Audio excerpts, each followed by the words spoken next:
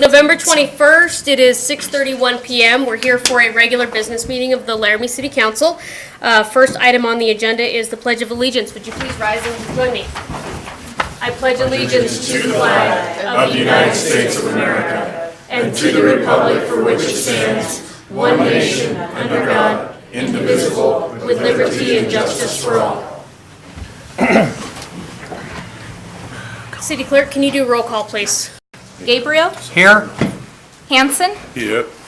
McKinney? Here. Palikas? Here. Shumway? Here. Schuster? Here. Stoner? Here. Pierce? Here. Somerville? Here. That's 9 present, Your Honor. Thank you very much.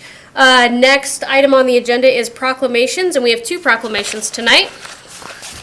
So the first is at the request of our local Jacques Laramie chapter of the Daughters of American Revolution, and it's in recognition of National American Indian Heritage Month. Whereas the history and culture of our great nation have been significantly influenced by American Indians and indigenous peoples, and whereas the contributions of American Indians have enhanced the freedom, prosperity, and greatness of America today, and whereas their customs and traditions are respected and celebrated as part of a rich legacy throughout the United States.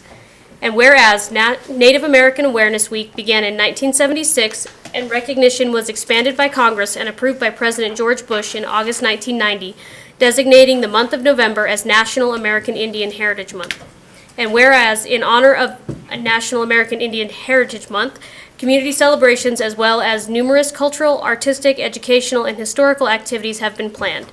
Now, therefore, be it resolved that I, Andrea Somerville, Mayor of the City of Laramie, Wyoming, do hereby proclaim November as National American Indian Heritage Month in the City of Laramie, Wyoming, and urge all citizens to observe this month with appropriate programs, ceremonies, and activities.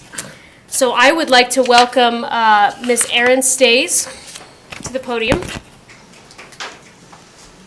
I invite you to tell us a little bit. Sure. I'm the regent for the local chapter for the Jacques Laramie, which is the Jacques Laramie chapter, Daughters of the American Revolution. One of our many service activities and committee work focuses on celebrating our American Indians. And in fact, it's pretty exciting. Today we just worked with a gal who's a prospective DAR member, and her patriot, going back service to the American Revolution, her patriot is actually a woman and a Cherokee, member of the Cherokee Nation. So we're just very happy to do any sort of service activities that we can, and that includes donations to several Native American schools across the country, and again, recognizing the importance of the American Indians. So, Thank you very much. If you'd like to come forward, I'll give you your proclamation. Thank you. Thank you very much.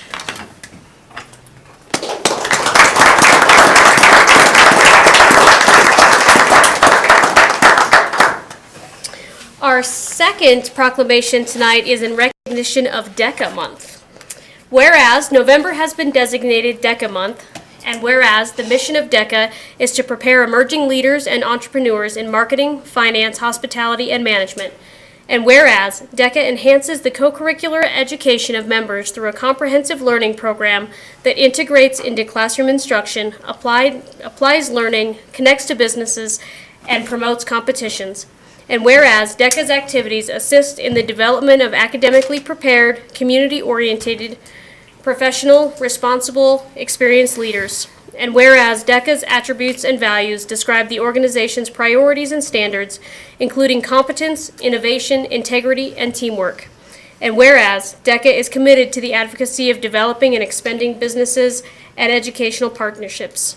Now, therefore, be it resolved that I, Andrea Somerville, Mayor of the City of Laramie, Wyoming, do hereby proclaim November 2017 as DECA Month in the City of Laramie. And we have with us tonight 2 members of the Laramie High School DECA organization, Ben and Ryan. Would you guys like to come forward? Welcome. Would you like to tell us a little bit about the DECA Club at the high school? Yeah, absolutely. First off, we'd like to thank all of you for having us here tonight. DECA, while it is a business club, it really enables us to prepare ourselves for the real world, more or less, And while it is a business club, it also integrates us into the community in a way that we might not get otherwise. And so we love to be out and about. We have a heavy focus on community service, and it's just great to see everyone out in the community. So DECA does a lot about preparing emerging business leaders, so hopefully like the small business community of Laramie will be helped by DECA because more people will be knowledgeable about business and will be able to start businesses and things like that, and so we'll know more about consumer habits and everything like that. So DECA is a great organization, and we want to thank you for supporting it. Thank you. If you guys like to come forward. Thank you for being here tonight. Thank you. Thank you. Thank you.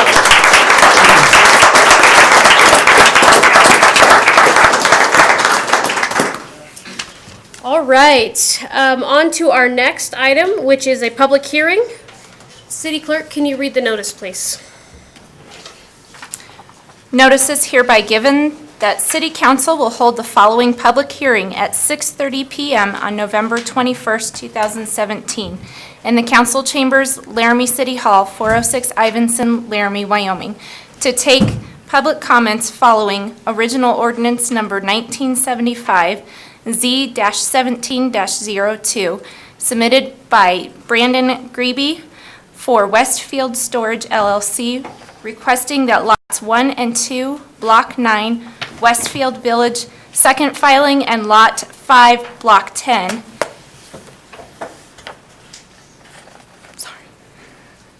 Centennial Drive in Irma Court, west of Interstate 80, be rezoned from B1 Limited Business and R3 Multifamily to B2 Business District. Said area is approximately 5.9 acres in size. All applications, plans, and specifications relative to this matter are available for review at the City of Laramie Planning Office at 405 Grand Avenue, Laramie, Wyoming. Anyone wishing to be heard should be present or may be represented by his or her agent at the meeting. Written comments may be mailed to City Council, care of City of Laramie Planning Office, P.O. Box C, Laramie, Wyoming 82073. Thank you very much. So now we'll open the public hearing. So this is the time for anybody who'd like to give public comments on the rezoning of this particular area. This is your opportunity. So is there anybody that would like to come forward and give public comments? Now, when you come up, if you can identify yourself for the record, and then also when you're done, there's a sheet of paper on the second table behind the clerk if you'll sign in. Hi, ma'am. Welcome.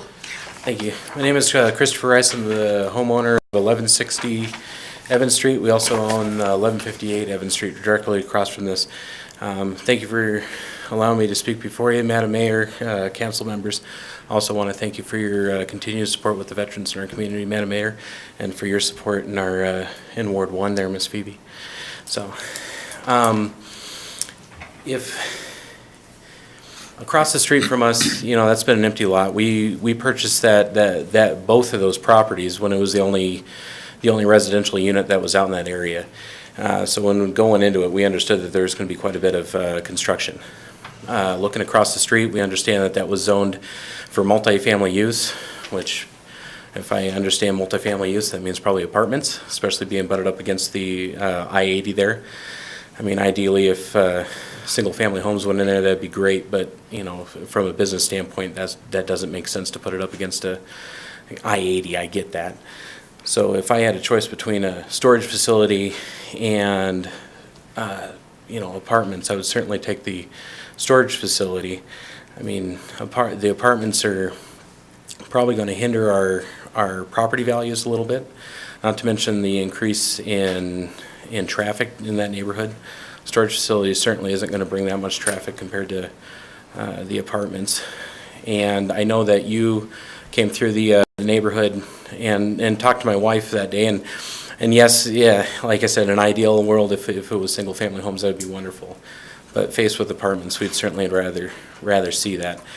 Plus, actually going out and talking to some of the businesses on our own, you know, the businesses supported the idea of having the storage facility there.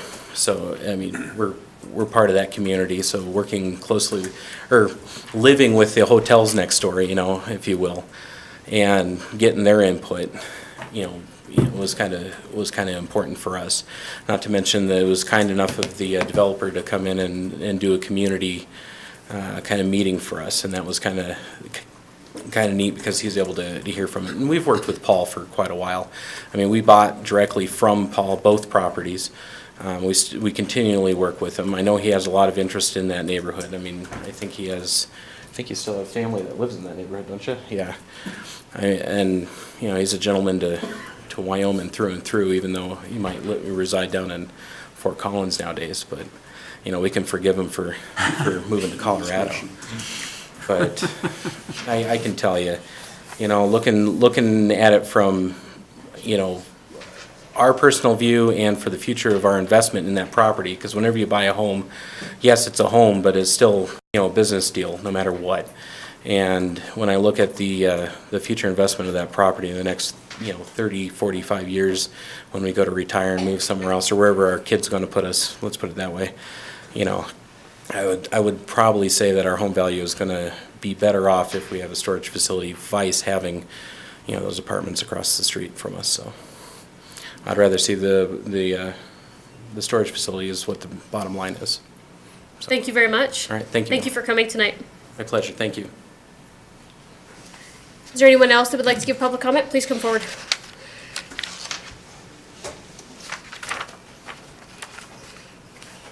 Good evening, City Council members. My name is Anaya Yates.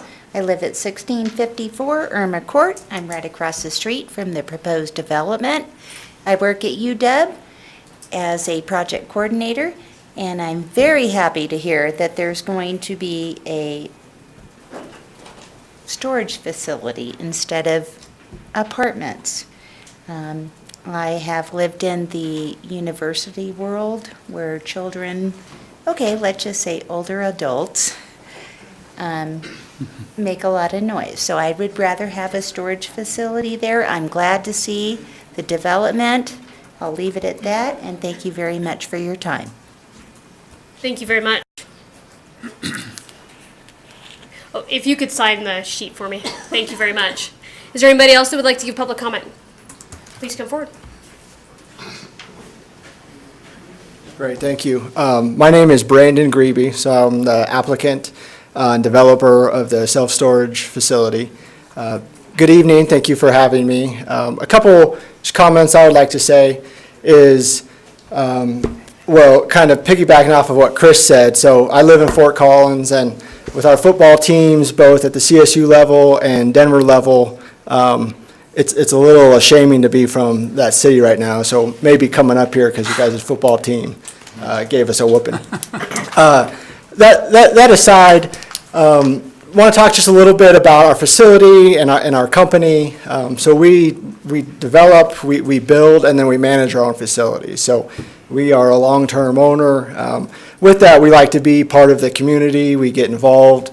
We see our business as it is successful by the surrounding community is successful. That's who rent from us. That's who stores their facilities or stores their stuff at our facility. So we find it very important and take it to heart of coming into a community and don't take it lightly.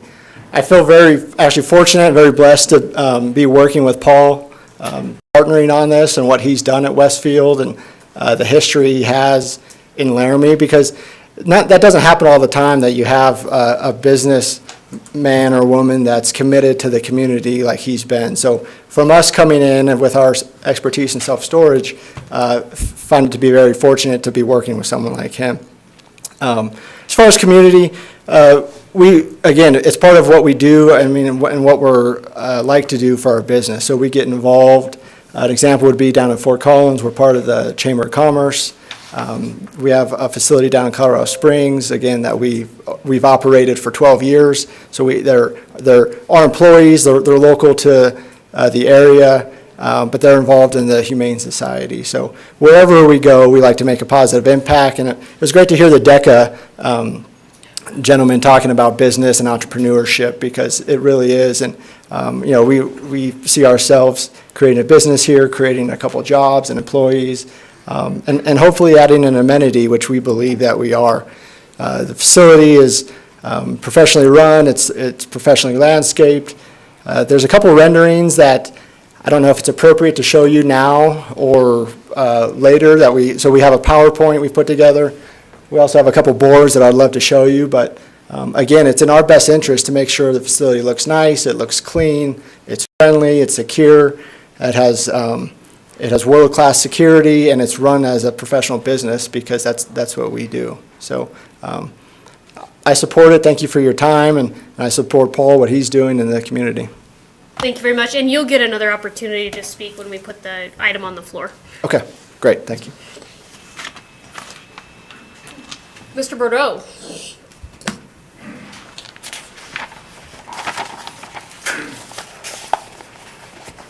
Honorable Mayor, City Council members, my name is Josh Boudreau. I'm the Vice President of the Laramie Chamber Business Alliance. I am in charge of the economic development aspect of that organization, or partake in that. On behalf of that organization, I just want to speak in support of this rezoning application that's been put forth so that this project can move forward. It makes great economic development sense, significant monetary investment, creation of several jobs, and it's a nice blend with that area and continued development in that area. So I'll be brief, short, straight to the point. Thank you for your time. Thank you very much. Is there anyone else that would like to give public comment on this during this public hearing? Mr. Hoffman? We'll get another chance when we put the item on the floor, so. Okay, thank you. Thank you, Honorable Mayor and council members. I am a greenie. I grew up in Laramie. I've been here since 1964. I have no CSU clothing, but I do have plenty of Wyoming clothing. So I can play both sides of it. So I have lived in Laramie since 1964. Went through all of the schools here, including the University of Wyoming. Got a degree at CSU, so that's why I left Laramie, is they didn't offer the degree in my field up here. My wife is also a high school graduate. I saw that Laramie needed affordably priced housing and places for business on the west side over in West Laramie back in 2000. 2002 was when I started with the vision I had for Westfield, which was 50 acres, residential from the south, commercial from the north. At some point, those two blend together. I'm quite proud of the way it has laid out, and it has kind of morphed into what it is today. We have great businesses out there. We have great neighbors.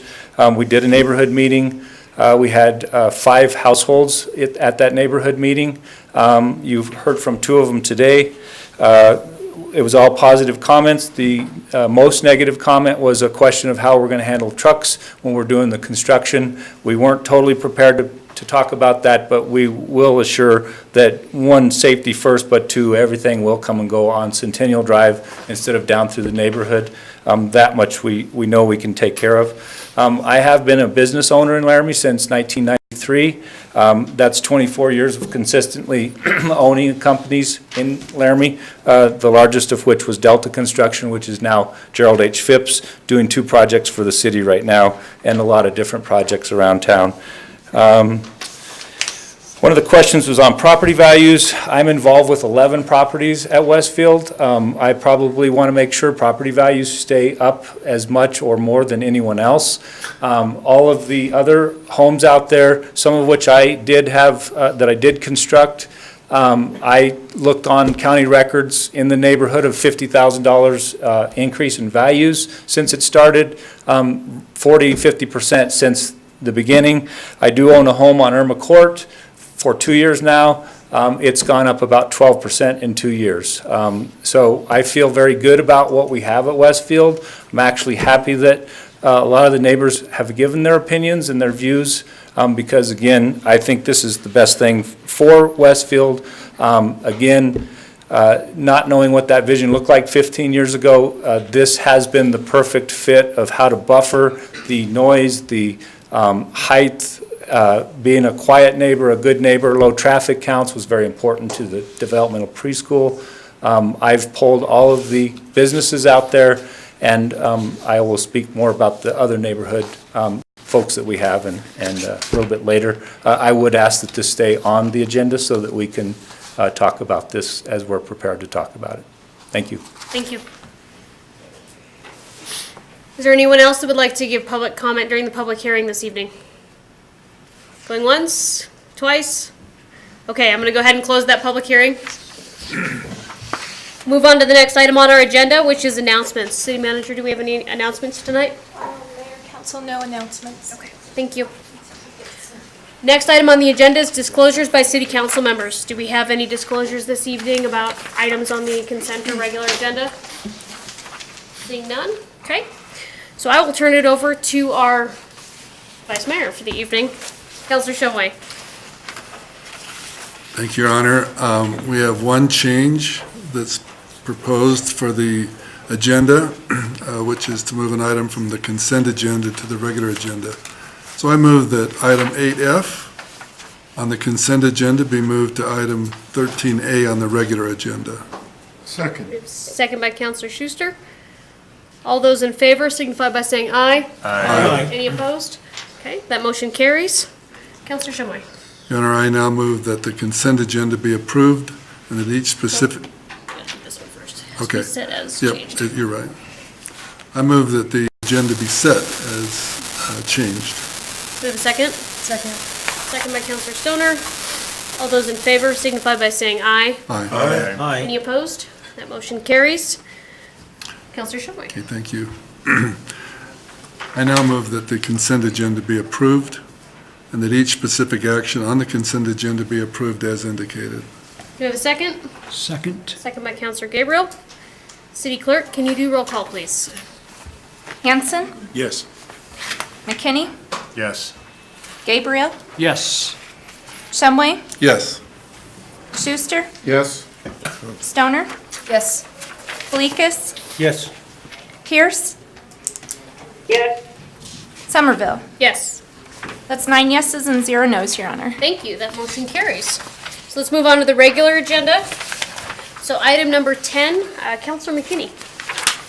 I move that the council approve Resolution 2017-73, accepting the donation of real property from the Laramie Central Land and Improvement Company, Laramie, Wyoming, to be used for parks, trails, habitat protection, and open space, and authorize the mayor and city clerk to sign. Do we have a second? Second. Second by Councilor Gabriel. Director Feaser, sorry. Honorable Mayor, City Council, it's a pleasure to be here in front of you to have this resolution in hand. This project the acceptance of this land the project began in 2015 with a survey, and here we are about 3 years later, getting to the point when we can hopefully get this finished up. The piece of land that we're talking about is 41.19 acres at the terminus of the Laramie River Greenbelt on the north side. A lot of you might know it as, there's a trailer park there, Lee's Trailer Park, which is right to the south of this property, and then this property encompasses the river oxbows and some land a little bit to the west of the river. The property is important in the Parks and Recreation Master Plan as it provides continuity and connectivity for future greenbelt growth to the north, potentially making it all the way out north to the Cathedral Home, and potentially, if we want to dream big, all the way out to Rock River at some point, if you want to do something as grandiose as Jackson has done in the past few years with their trail systems going from the national park back to Jackson. So that really provides a nice impetus. It also provides a chance for one of the missed recreational opportunities that I've kind of viewed in Laramie, which is it doesn't seem like the Laramie River is embraced as the recreational opportunity that it could be, and this secures some of the Laramie River for that recreational opportunity. In the audience tonight and coming up, she'll come up and speak, is Amy Williamson of the Wyoming Central Land and Improvement Company to give you a few thoughts and some comments. But staff is pleased with this coming forward at this time, and we'd be happy to answer any questions if you have them. Questions for staff before Ms. Williamson comes up? Councilor Hanson? Can you just explain, to the west of it is this new gas station development, is that correct? Honorable Mayor, through you to Councilor Hanson. It's quite a ways west, but you're correct. To the west, there's a piece of property that was acquired from Dooley Oil Yes. in that same area, that it's a little bit to the west of there also. By actually at the entrance of the Correct. interstate. Yeah, thank you, then I'm oriented, thank you. Any other questions for Director Feaser? Okay.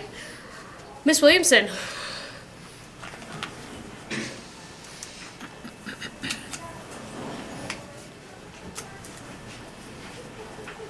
I should have started started this journey a few minutes earlier, shouldn't I? You are just fine. I forget how slowly I move these days. And that podium goes down or up if you like. That's okay. If you can see me, we're good. We we're can. in good shape.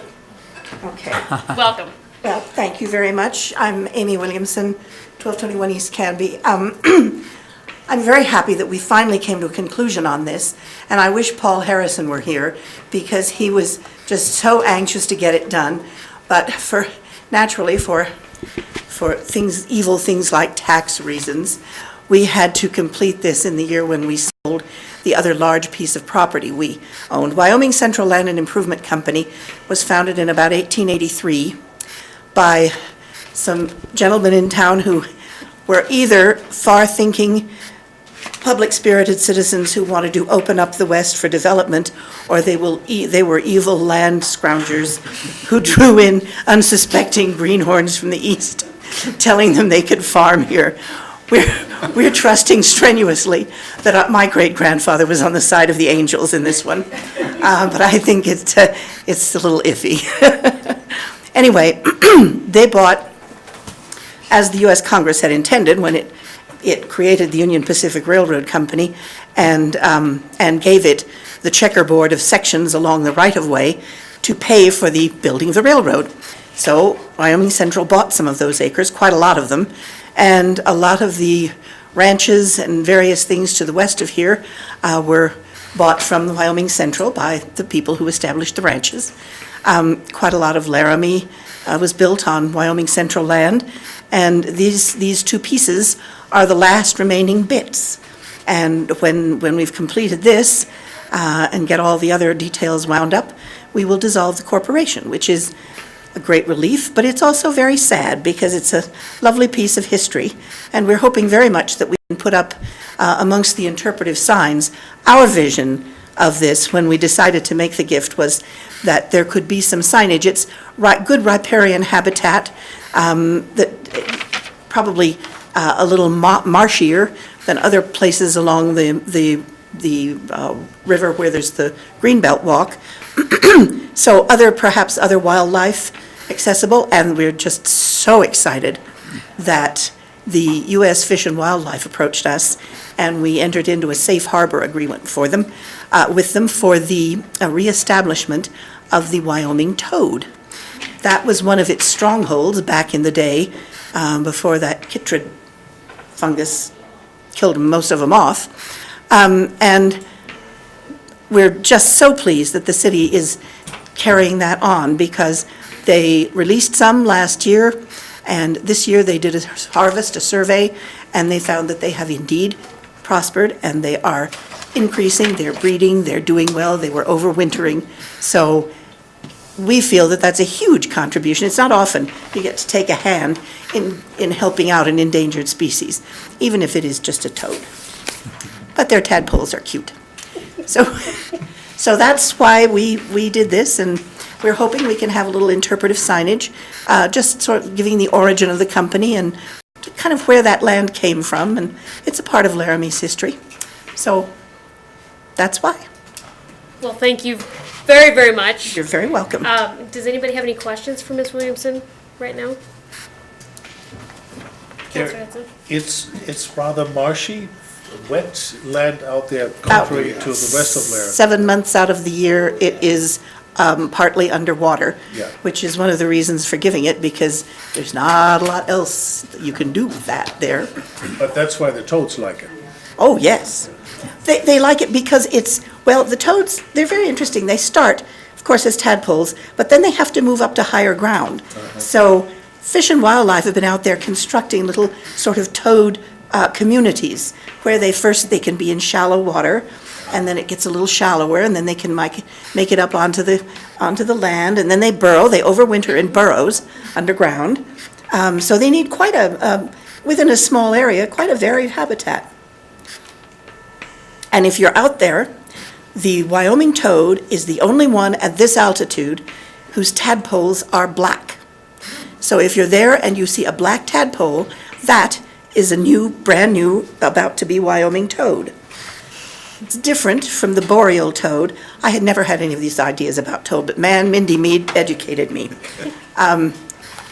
boreal toad, which is found up in 10,000 feet and so in the Rockies, also has black tadpoles, but down at this altitude, just the Wyoming toad. So keep your eye peeled for those little guys. Thank you very, very much. You're welcome. Are there any questions from council? Mayor, Yeah, this is Jane. yep, Vice Mayor, go ahead. Hey, tell Amy thank you.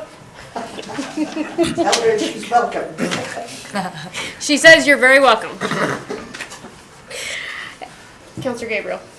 We had a presentation as a liaison to the Parks and Rec Board last week, and Amy was there along with Todd, and the presentation was very thorough. This is a well-thought-out process, and I just wanted to, on behalf of the council, thank Amy and Central, let me see here, Wyoming Central Land and Improvement Company for their donation, but it's, as Amy talked about, preserving the Wyoming toad and all of the things that go into the preparation for this. It's well done, and I know Paul has done a lot of work before he left. Yes, he did. Thank you. You're welcome. Thank you. Any other questions from council? Honorable Mayor, if I could add one more Please, point. The engineering department has reviewed the legal description and verified that it is correct. So that has gone through the city processes, and we're working with First American Title to set up a closing to allow Janine to sign the documents to effectively close on this property. Thank you very much. Are there any public comments on this item? Any other council comments on this item? I will just echo the council's thanks to Ms. Williamson and her ancestors in donating this land. I think it's really important piece, as it's been stated, to the Parks and Rec Master Plan, as well as the toads and various other things, so we really appreciate it. It's a true community spirited gift. We really appreciate it. So, City Clerk, can you do a roll call, please? Schuster, Yes. Shumway, Yes. Gabriel, Yes. Stoner, Yes. Hanson, Yes. McKinney, Yes. Kalikas, Yes. Pierce, Somerville. Yes. That's 9 yeses and 0 nos, Your Honor. Thank you very much. That motion carries. On to item number 11, Councilor Hanson. Thank you, Your Honor. I move to approve on second reading original ordinance number 1974, amending chapter 13.48 of the Laramie Municipal Code to regulate wastewater rates in the city of Laramie. Do we have a second? Second. Second by Councilor Stoner. Director Smith. Your Honor, the Mayor and members of council, we present second reading of ordinance number 1974, amending chapter 13.48. This regulates the wastewater rates in the city of Laramie, and I wanted to point out there's no changes between first and second reading. And the proposed changes to the rate structure are based on actual field data collected for biochemical oxygen demand data that we discussed at first reading and at a work session. Our rate consultant, Raft Ellis, financial consultants, developed a rate study and recommended a number of options for a new rate structure for the wastewater rates. If you recall from the work session, this would be option number 4 of those proposed rates. It consolidates the rate structure down to 2 primary classes, one residential and one commercial rate. So other than that, we've covered this quite a bit over the last couple of meetings, so I'd be glad to answer any questions. Questions for Director Smith? Councilor Hanson. Thank you, Your Honor. Just one question. I wasn't quite clear in this second paragraph. It says the volume, of course, for residential rates is the average of the January, February, and March rates. But for commercials, what does it say? The volume of flow for non-residential users will be the water usage measured by water meter readings. So you take the year long, or they pay every month according to the water they used? Is that how it works? I didn't quite understand that. Your Honor, to the Correct. mayor and Councilmember Hanson, yes, that's correct. So residential rates, we determine the indoor use, and that's what we apply the sewer Because charge to, because that's. sprinkling grass in the summer. Yeah, I that- understand that. Exactly, so we separate those out. Yeah. The commercial, they are charged whatever their water use is for that facility. And keep in mind, we talked last time that most of these have separate irrigation meters, so that's already separated out separately. So in essence, we're calculating it the very same way. That brings me to that second part. Most of them have irrigation meters. If they don't, they're really going to get hit. They have very low consumption, so those that don't have separate irrigation meters have very little landscaping and outdoor use. Okay, thank you. Any other questions for Director Smith? Okay, thank you, Director. Are there any comments from the public on this? Okay, seeing none, back to council for any discussion or comments from council? Okay. City Clerk, roll call, please. Polikis. Yes, yes. Shumway. Yes. Stoner. Yes. Gabriel. Yes? Hanson. Yes? McKinney. Yes. Schuster. Yes. Pierce. Yes. Somerville. Yes. That's 9 yeses and 0 nos, Your Honor. Thank you, that motion carries. And to remind council, third reading will appear on the consent agenda. So if there's anything you guys want to discuss, we'll have to pull that off, but I'll go ahead and put it on the consent agenda for next reading. All right, item number 12, Counselor Schuster. Thank you very much. I'd like to read the title first because the recommended motion is very sweet and to the point, and it doesn't tell you much about it.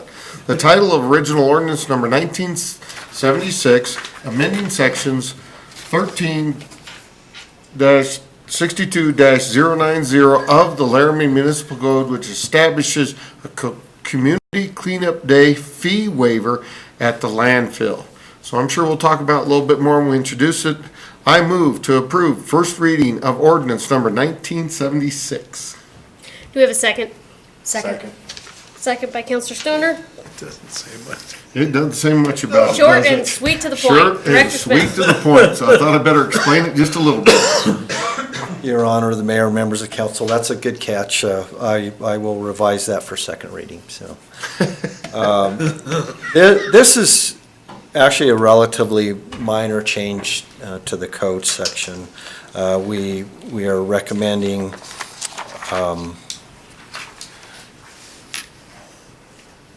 just some minor changes that take away what was previously identified as community cleanup language, and we're replacing that with a voucher program. So at the work session, when we discussed all this, we proposed to implement a fee or a waiver or a voucher program similar to what Albany County did this last fall.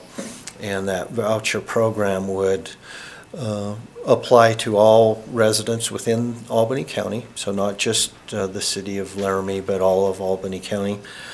Under this program, each resident would be entitled to one voucher, which would give them basically a free trip to the landfill. Similar in nature to what we have been doing. We're changing it from a one-day event to basically a two-week event, allowing residents to deliver debris to the landfill at their leisure as opposed to one specific day. So there are a lot of benefits to doing that. It will cut down the costs of operating that cleanup program. We put some figures in some of the staff report for you. We accumulate a significant amount of overtime hours doing it in one day. You also have weather issues, so if we have a bad weather day on the day of cleanup, we have to reschedule that. And then if we have bad weather on that day, it's caused a lot of problems.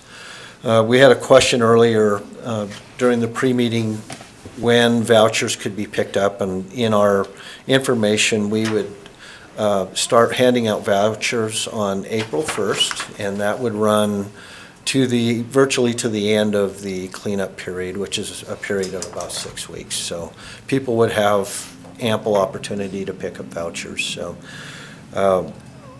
we feel like this is going to be a huge improvement. It's going to be a cost-saving program for the city, and I think it's going to be more convenient for the residents. So I'd be glad to answer any questions. Questions, Counselor Schuster? Thank you, several. So will the county be able to participate? Because I heard you talk about how the county did it last time. I'm wondering, will county residents that normally take advantage of our free dump day be able to participate? Mayor Somerville, Councilmember Schuster, yes. It applies to residents within the county. Okay. Thank you, and I love it that you're starting it on April Fool's Day. We can have fun picking on that one. The size of the load allowed to be brought in now, I hear, is now going to be limited, so I wanted residents to know that too, because before, I hate to say, I saw dump trucks coming in on free dump day. So isn't it now limited to one pickup? That is correct, yes. Will they be able to have a small trailer, utility trailer behind them, as long as it's not some huge thing, or just a pickup? We're looking at the equivalent volume of waste, so the equivalent to one pickup truck. We're trying to control the amount. You're, just as you said, you see people that basically abuse the program, so we're trying to bring it back into control. So we'll limit the amount to one pickup truck load or the equivalent. Okay, thank you very much. Counselor Hanson? Thank you, Honor. I think I asked that last time already, and I still don't know why. How did you settle on 12 days? I mean, if you open it up, why not 30 days? Why not 60 days? Why not the whole year? I haven't figured out what the 12-day significance is. Well, Your Honor, the Mayor and Councilmember Hanson, as I mentioned earlier, these, I guess, policies and procedures will be in an administrative document. So they'll be set aside. We can manage that and change that over time if need be. We felt like a 2-week period was a good starting point. We're a little concerned about spreading it out too much over the year.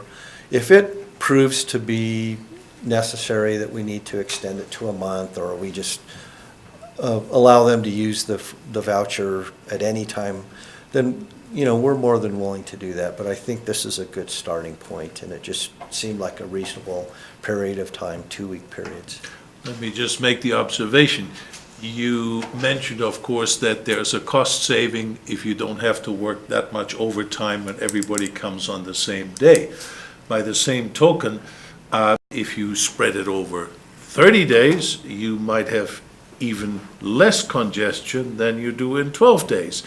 So I figured, you know, the wider you span this, the more opportunity you have to just taking care of all this in the normal working day and save on overtime. So I suggest that, you know, in the future you rethink this. I have no objection. I mean, I think it's a great idea, but I just thought, why 12 days, you know? It sort of struck me like the 12th day of Christmas or something like that.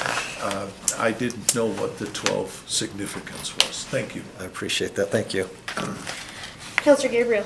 Well, Counselor Hanson has stolen my thunder once again. Thank you. My question. Thank you. Flexibility, but somebody brought up to me, for instance, they were going to be moving, say, in July, and they would like to use their voucher in July or August. Is there that flexibility for that person, saying, you know, I can't use it during that 12 days or whatever time frame you're talking about, to maybe use it later in the summer? Your Honor, the Mayor and Councilmember Gabriel, I don't see any reason why we can't put that flexibility in there. I think our preference is to manage it over a relatively confined period of time, but we'll allow those people under those circumstances to use the voucher program, certainly. Any other questions? Director Smith, I have one quick one, and that is on the operational document right now. It says that vouchers will be issued in person at the solid waste office only. And I know this was something that we had talked about a little bit during the work session back then, but so that's not an office that's very visited by the citizenry of Laramie, and I'm wondering about the ability to offer those vouchers somewhere else, like City Hall or the rec center, or somewhere where it would be more accessible for the public and more noticeable. Your Honor, we had discussed that, and if you recall, one of the things that we were trying to do is not add workload to the utility billing office. They have limited hours right now, so 10 to 2. So if someone comes in looking for a voucher at 9 o'clock, they're not going to be able to get one. We staff the solid waste office for 8 hours a day, so they in essence are going to have better availability. It's just a different location, but there will be someone in there 8 hours a day that's available to issue vouchers. And this is another element that will most likely evolve over time, because as we develop the new Public Works Service Center north of town, we're probably going to want to look for a different location to issue vouchers. And I'd be glad to discuss this more with Malia Brown, our Administrative Services Director, and see what her thoughts are. But honestly, we were trying to avoid adding workload to their department. Well, thank you. I appreciate that. I certainly understand the not wanting to add workload. I think my concern is that, you want it somewhere that it's easily accessible to citizens, somewhere where they know where it's at and they're not getting lost going up there. So, Councilor McKinney. You can go online and you can pay your bill online for water. Is there any way to put a voucher system online to be able to print a voucher, put your address on it, and make it reliable to be able to go out there and do that way, to where it's on the individual at home to be able to get the voucher rather than having to congest an office? Your Honor, the Mayor, Councilmember McKinney, that's certainly a possibility. I can't answer definitively whether we have the ability to do that, but that's certainly something we can look into. Well, my other thing is that if they're going out there with the vouchers, they're counting the address at the dump? Yes. So that they show that they've done their dump fee. So wouldn't it be the same if they could just print a piece of paper and put their address and it'd still register their address at the dump? That's an option. I will look into that. I don't know that all of our customers are going to want to do it that way, but right. If we can offer that as an option, we'll certainly pursue that. Thank you. Councilor Schuster? We took the tour, so we know where your office is. Actually, I think it's not bad to get to on 4th Street. You have a nice grassy area up front, and we have the signs right now that we put out that this property under review. I think if you put a sign, made a temporary sign that you could, I hate to say stab in the grass, but, and put vouchers for our dump day right out there in front of it, I think you'd be easy enough to get off on there, and telling people that it's on the opposite side of the softball courts out there. I mean, most people know where that's at, on the corner of the Labonte Park. I mean, I don't think it's that much of a hassle. Any other questions for Director Smith? Councilor Hanson? Thank you, Honor. One more question. Item number 9 on your list of items, household hazardous waste drop-off requires an appointment. Didn't we have a day designed for hazardous waste drop-off, a specific day? Has that changed then or will that change then with this? Your Honor, the Mayor, Councilmember Hanson, residents can drop off household hazardous waste anytime during the week. So you just need an appointment so that we can have an attendant available to assist you. So that's the purpose of that. Okay. This program does not change that. Okay, so that's still the same, and that will be throughout the year, right? You just have to make an appointment. That's Okay, correct. thank you. Any other questions? Thank you, Director Smith. Are there any comments from the public on this item? Please come forward. Remember to introduce yourself for the record. Thank you. Mayor Somerville, my name is Brett Glass, and I don't know if you need an address. No, you don't have to give your address. Okay. Anyway, I'm a little concerned. I read over the documents related to this item, and I'm very concerned because the goal, ostensibly, as it states at the, as it states in the proposal, is beautification, to discourage dumping. And I don't see a single thing in this proposed scheme that would further that goal. It would only make things worse. Let me go through the synopsis here and explain why. Number one, vouchers will be valid for the first 12 landfill operating days of May every year. Now, that's a little bit early. The big moving day and the time when we first start to see a lot of dumping in the spring is actually around May 15th, when all the apartments turn over. That are turning over in the spring. It's just a little bit too early for that, and if we don't have more flexibility, if we don't also account for the ones which are vacated at the end of the month, then people are going to just go ahead and dump it elsewhere, and our city is going to suffer, and there are going to be messes to clean up. Also, it doesn't cover people who move in the fall at all, and the vast majority of the big landlords in town run their leases until August, either August 1st or August 15th. And so this won't solve that at all. And so it will not further the goal of giving people an alternative to dumping. Now, the second item, vouchers will be issued in person at the solid waste office. And, well, this is sort of a beware of the leopard. I'm making a Hitchhiker's Guide reference here, sort of a thing. Nobody knows where that is. It isn't on any major bus routes. It's not easily walkable from much of the student campus housing. Making it difficult to get the vouchers is going to cause people to just say, forget it, I will dump it somewhere.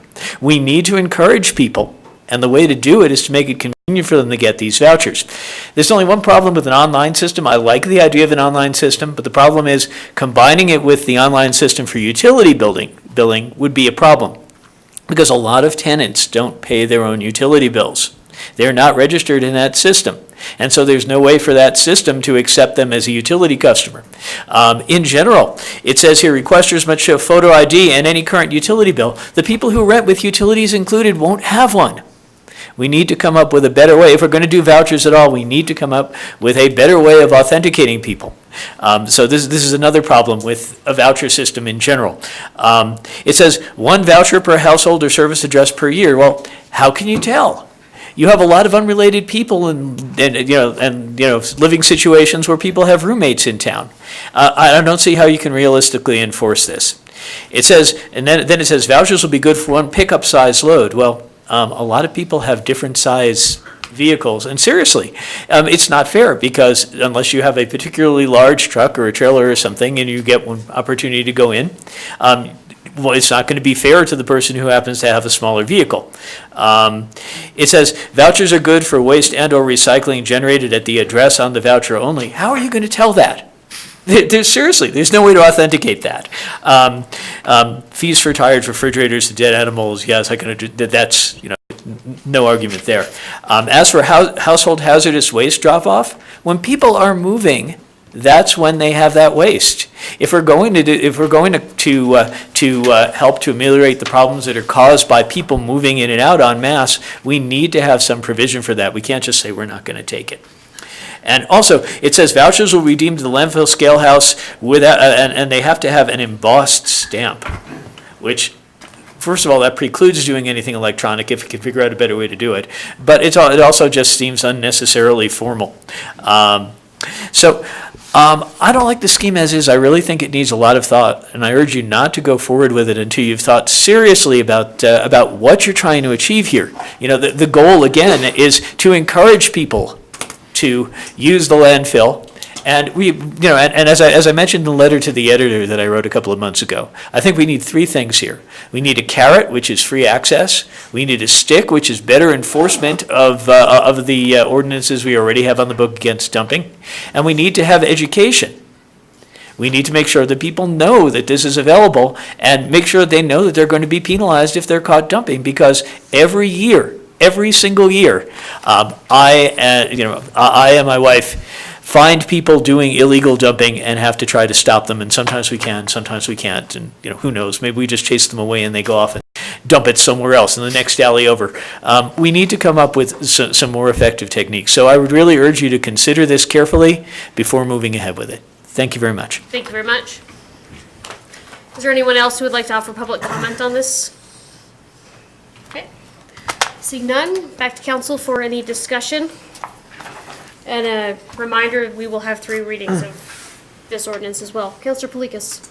I think I'd like to make one suggestion for the solid waste department, and that would be, perhaps it might be beneficial to define the size of the load in a more definitive way, or at least put some parameters, because there are various sizes of pickups and so forth and so on. I think it can be done real simply, so many cubic yards or whatever. Councilor Schuster. Can you tell me approximately when the county's waiver period was last year? Because I think if I remember right, it probably been about a month after maybe the students moved back in. So if we informed properly, they could pick up vouchers in the fall too. Your Honor, the Mayor, Councilmember Schuster, I believe it was in September or early October. So that's a great observation. And to the previous point, the bullet point number 6, it identifies the size of the load. It's 2.5 cubic yards. Thank you very much. Certainly. And one other point, when we speak of utility bill, we don't mean a water bill as most people refer to it. It could be a charter bill or a Rocky Mountain Power bill. When I was renting an apartment here, I wasn't paying the water and sewer, but I was paying for cable and other things. So if a resident is able to document that they're a resident via one of those means, that's what we're looking for as well. Councilor Hanson. Thank you, Honor. Now we have not only heard the convenience or inconvenience of the date question from stupid councilors, but also from a member of the audience.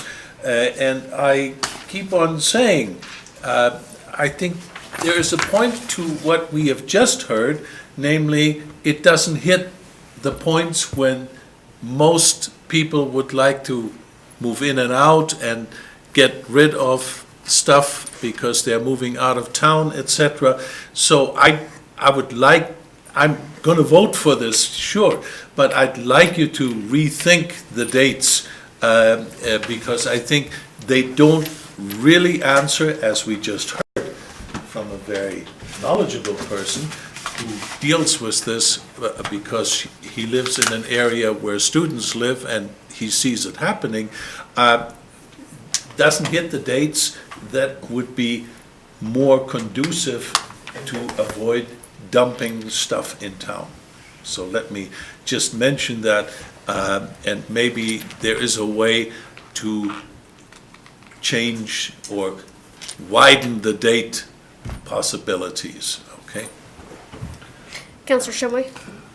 I also am in favor of increasing the window of when we can do the voucher program and also the free trips to the landfill. The reason is because when I look at May, the first 2 weeks in May, 1st to the 15th, there's only really 2 days that people are going to, the majority of the people are going to go there, and that is May the 5th and May the 12th. That's a Saturday. We're closed Sunday, and so during the week, especially students, they're in class and they're not, they're going to borrow or find a way to get to the landfill on a Saturday. So we're going to, we're not going to really improve our overtime and our expense and the long lines on Roger Canyon Road and things like that.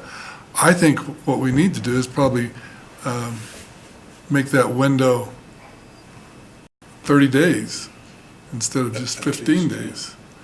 And, make the voucher something they can pick up either at Public Works or at City Hall. I know it's inconvenient at City Hall, but the voucher is just a thing that says, we're here. And I know you're doing it on you're tracking each individual on a computer, but computers talk, and, and I'm sure that they could write down the person that came in that picked up a voucher here and just transfer it over to the Public Works. I like the idea of making this available, but my guess is, because this is so complex, we're going to reduce the number of people that take advantage of this probably at least in half, unless we make it simpler. Counselor Stoner? Yeah, I just have a couple questions, Mayor. Please. And I'm not sure if these are questions for Director or not. My first question is, I'm just looking over the actual ordinance that we'll be voting on, and it seems like what we're voting on is a voucher program will be established and will be administered by the Public Works Department, 1 voucher per residence per year. So I guess I'm just wondering, the discussions that we're having, is there flexibility to change these things after we pass the ordinance? That's my first question. Is it kind of your administrative decision? How does that work? Your Honor, the Mayor and Councilmember Stoner, as I mentioned earlier during my presentation, we have purposely set the policies and procedures aside to allow the flexibility to adapt to the things that we learn as we manage this program. So we didn't want them embedded in the ordinance, which is a rather cumbersome process at times to change. So administratively, those policies and procedures can be changed at any time. And I'll make note, I had already written down, increase the length of the program to 30 days. And then we'll look at other ways of distributing vouchers. So we'll look at that, and I'll report back to you at the second reading. And Do you have another question? Mayor, please? the only thing I was going to add is that those two were my concerns, and I think they've been echoed, and it sounds like we are on the same page, so. Counselor Palikas? Question first and then a comment. Definition of a residence? I'm sure there's a definition in the Well- code, an official, well, a living I guess what I'm bringing residence. up, obviously, single family, obviously, Single family, multifamily. attached housing, so forth and so on. An eightplex, that's 8 different residents. Yes, A community mobile home park, yes, that's every mobile home. yes, that's correct. Okay. Let me make this comment. I view this program a little differently, maybe than some of the goals on it. I view this program as a benefit to our citizens that are paying fees monthly for services. A lot of us, particularly if you don't have a lot of people in your household, are probably using a very small amount of what we're capable of using because we just don't generate that much. Okay, but we also generate, just like it, we buy stuff and then we got to throw it away. That's what Americans do. But my point is, to me, that's what the benefit is. Basically, our single-family residents within our community. I'm not really that interested in benefiting our commercial enterprises throughout our community. And to me, that includes our multifamily owners. It includes our people that own mobile home parks and so forth and so on. This is my concern. I'm a landlord. I know that I can get a voucher for each unit. I can initiate a process where I pick up vouchers for every single unit once a year, and I have the ability to take my construction debris, take stuff. I have the ability to clean my properties up in a way and not have to pay for it. That kind of bothers me in a way. If I've got 100 units in a mobile home park, I can get 100 vouchers if I really want to go through the effort. And I can hang on to them, especially if the program lasts a long time. I can put them in my back pocket, and every time I need to go to the landfill, I pull one out, and I've got a free pickup load. If it's more than a pickup load, I give them 2 vouchers. Okay? And I can see this happening, particularly through some people that just don't like to do things the right way. I'll just leave it at that. So that's my concern. If you have any comments to alleviate me of that concern, I'd love to hear them, but I can see that happening in situations in Laramie. Director Smith? Your Honor, the Mayor, Councilmember Palikas, those are very valid points, and I think it really is a policy decision. We could certainly limit the program to those customers that pay for trash service. So those residences of 3 units or less. We could certainly do that, we could limit it that, but that really then flies in the face of the overall or overriding policy to beautify the community and make it easier for people to have access to the landfill. So they're really sort of competing policy perspectives, but the reason we opened it up to all residents is to help with the goal of beautifying the community. Director Smith, can I ask a clarification question on Councilor Palikas' concern? I guess I was imagining that these would be available to the actual occupant of the house, not the owner. So I would not expect a landlord that owned a mobile home park to be able to go in and get 30 vouchers for all the mobile homes that they own. I imagined it was the actual person in the residence. Did I misunderstand that? No, you're correct. Okay. So, other than asking for IDs and having a name on the voucher, but maybe another way of phrasing that is that what you're looking at, is checking IDs and vouchers so that they work? They're coordinated, so this doesn't get abused in a situation where I can pocket vouchers and come in every 2 weeks with a new voucher? It doesn't really belong to me. Our intent is to issue it to the occupant of that unit. Now, I've been involved with solid waste for a number of years, and you pointed it out correctly. People will go to great lengths to, find those loopholes. So what we try to do when we design this program and when we do other things is we try to design it for the majority of the community, and there's always going to be people that are on the fringe that are going to try to find the loopholes. They're going to try to find a way around the regulation. This program isn't going to be convenient for 100% of the population, but if it's convenient for 80 or 85% of the population, then I think we've been successful. I really suggest that let's give it a chance, see how it works. I guarantee you we're going to be modifying these procedures as time goes by. Councilor Schuster, I think you were I'm next. going to pass. You're good? Okay. It's been covered. All right, Councilor I don't Hanson. need to hash it. Thank you, Your Honor. Point number 4 under the rules, I think could be augmented because it already says if you want to pick up a voucher, you need to show a valid ID. And it could be applying the same way when you go to the landfill. Show your ID with the voucher. That would, I think, prevent your abuse in I think in many instances. If you have the vouchers made out to you and you have to show your valid ID that goes with it.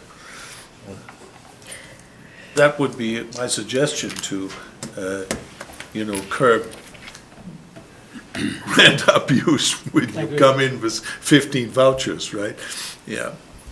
Councilor Shumway. Well, not everyone has a pickup. Not everyone has a vehicle that will haul, what is it, 1.5? 2.5. 2.5 cubic yards. And so what they'll do is they'll go to their friends that have a pickup and say, will you come over to my house and pick this up? And then the person drives to the landfill with his voucher and says, this is the voucher for Sally Smith, and I'm taking this from her property. Are we going to turn them away because they don't have a pickup? No, I don't think so.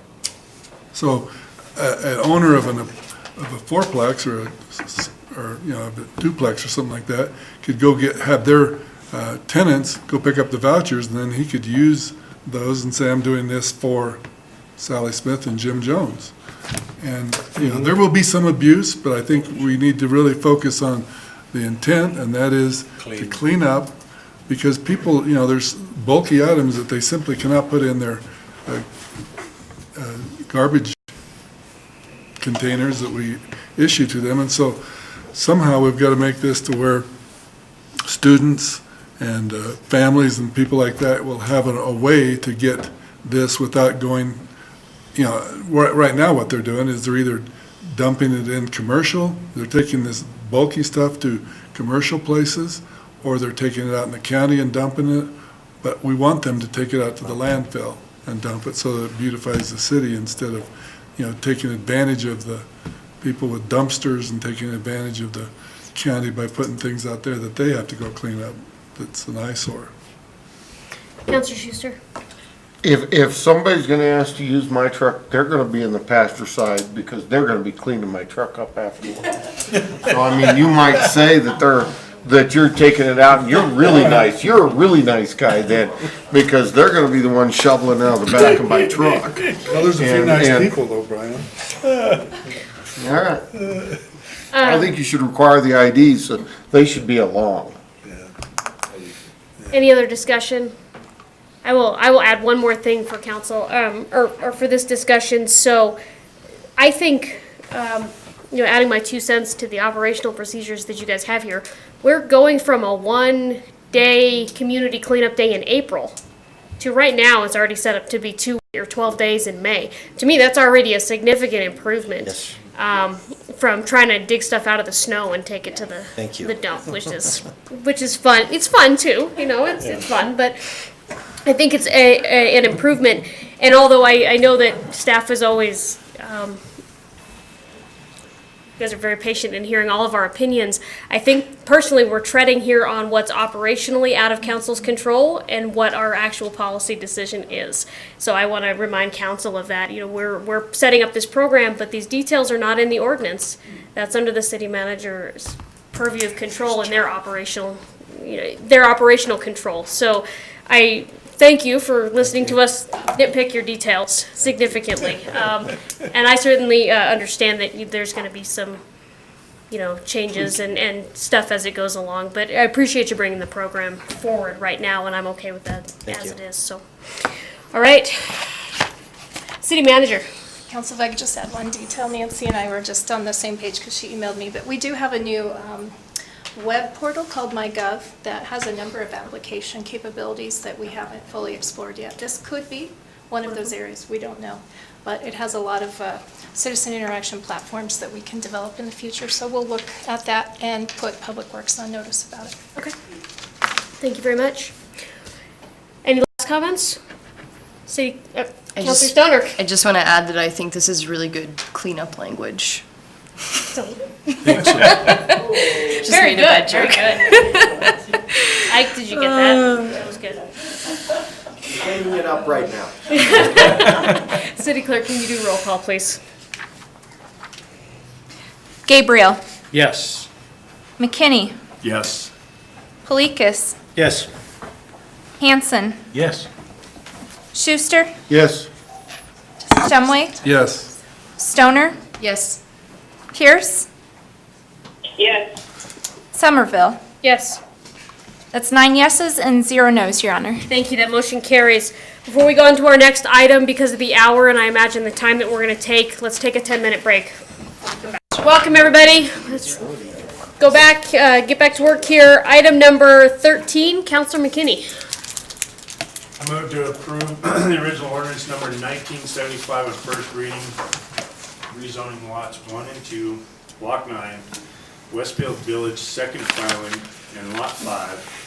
Block 10, Westfield Village, second filing, revised Block 10 from R3, multifamily, and B1, limited business, to B2 business, based on the findings of fact and conclusions of law, and note the public hearing was held on November 21st, 2017. Do we have a second? Second. Second by Councilor Hanson.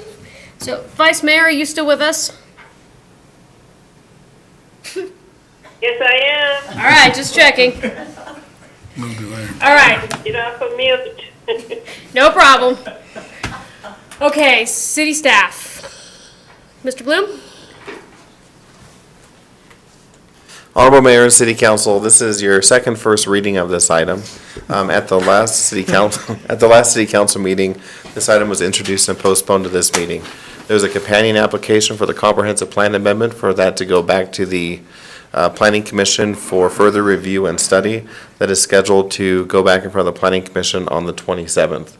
That agenda is available in the city's Agenda Center at cityoflaramie.org/agenda center. You can find the Planning Commission correspondence there.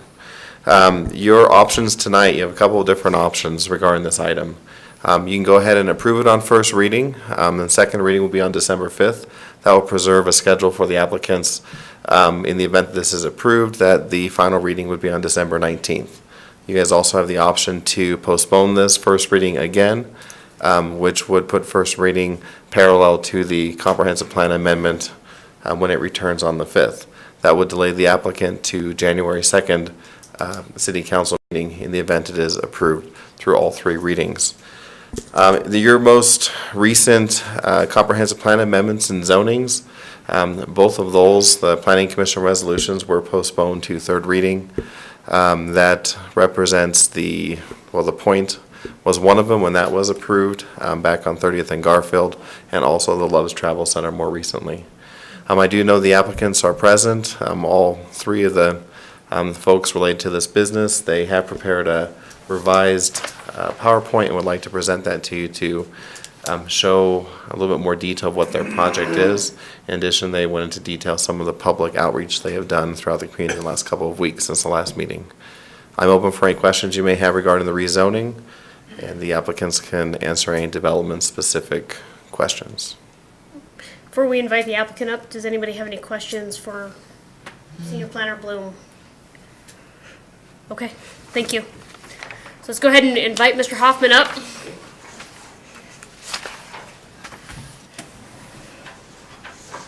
Thank you, Honorable Mayor and Council. I was going to rehash a few of the things too, just to point out what we have going on at Westfield. I mentioned in the public comments, I've been in Laramie since 1964, grew up, went to school here, graduated of the University of Wyoming. We also, my wife and I have been business owners in Laramie since 1993 when I purchased Delta Construction. While I don't own it anymore, I have other businesses up here, so a total of 24 consecutive years in business. My daughter is planning on coming to UW as a freshman next year. I've spent 12 years on the bank board at Capital West Bank, which used to be First National Bank. I was on the board at the Cathedral Home for 2 years. My wife and I have 4 scholarships at the University of Wyoming that we've given. We've totaled it up. The foundation gave me the numbers where we've helped 52 students for a total of $44,037 there.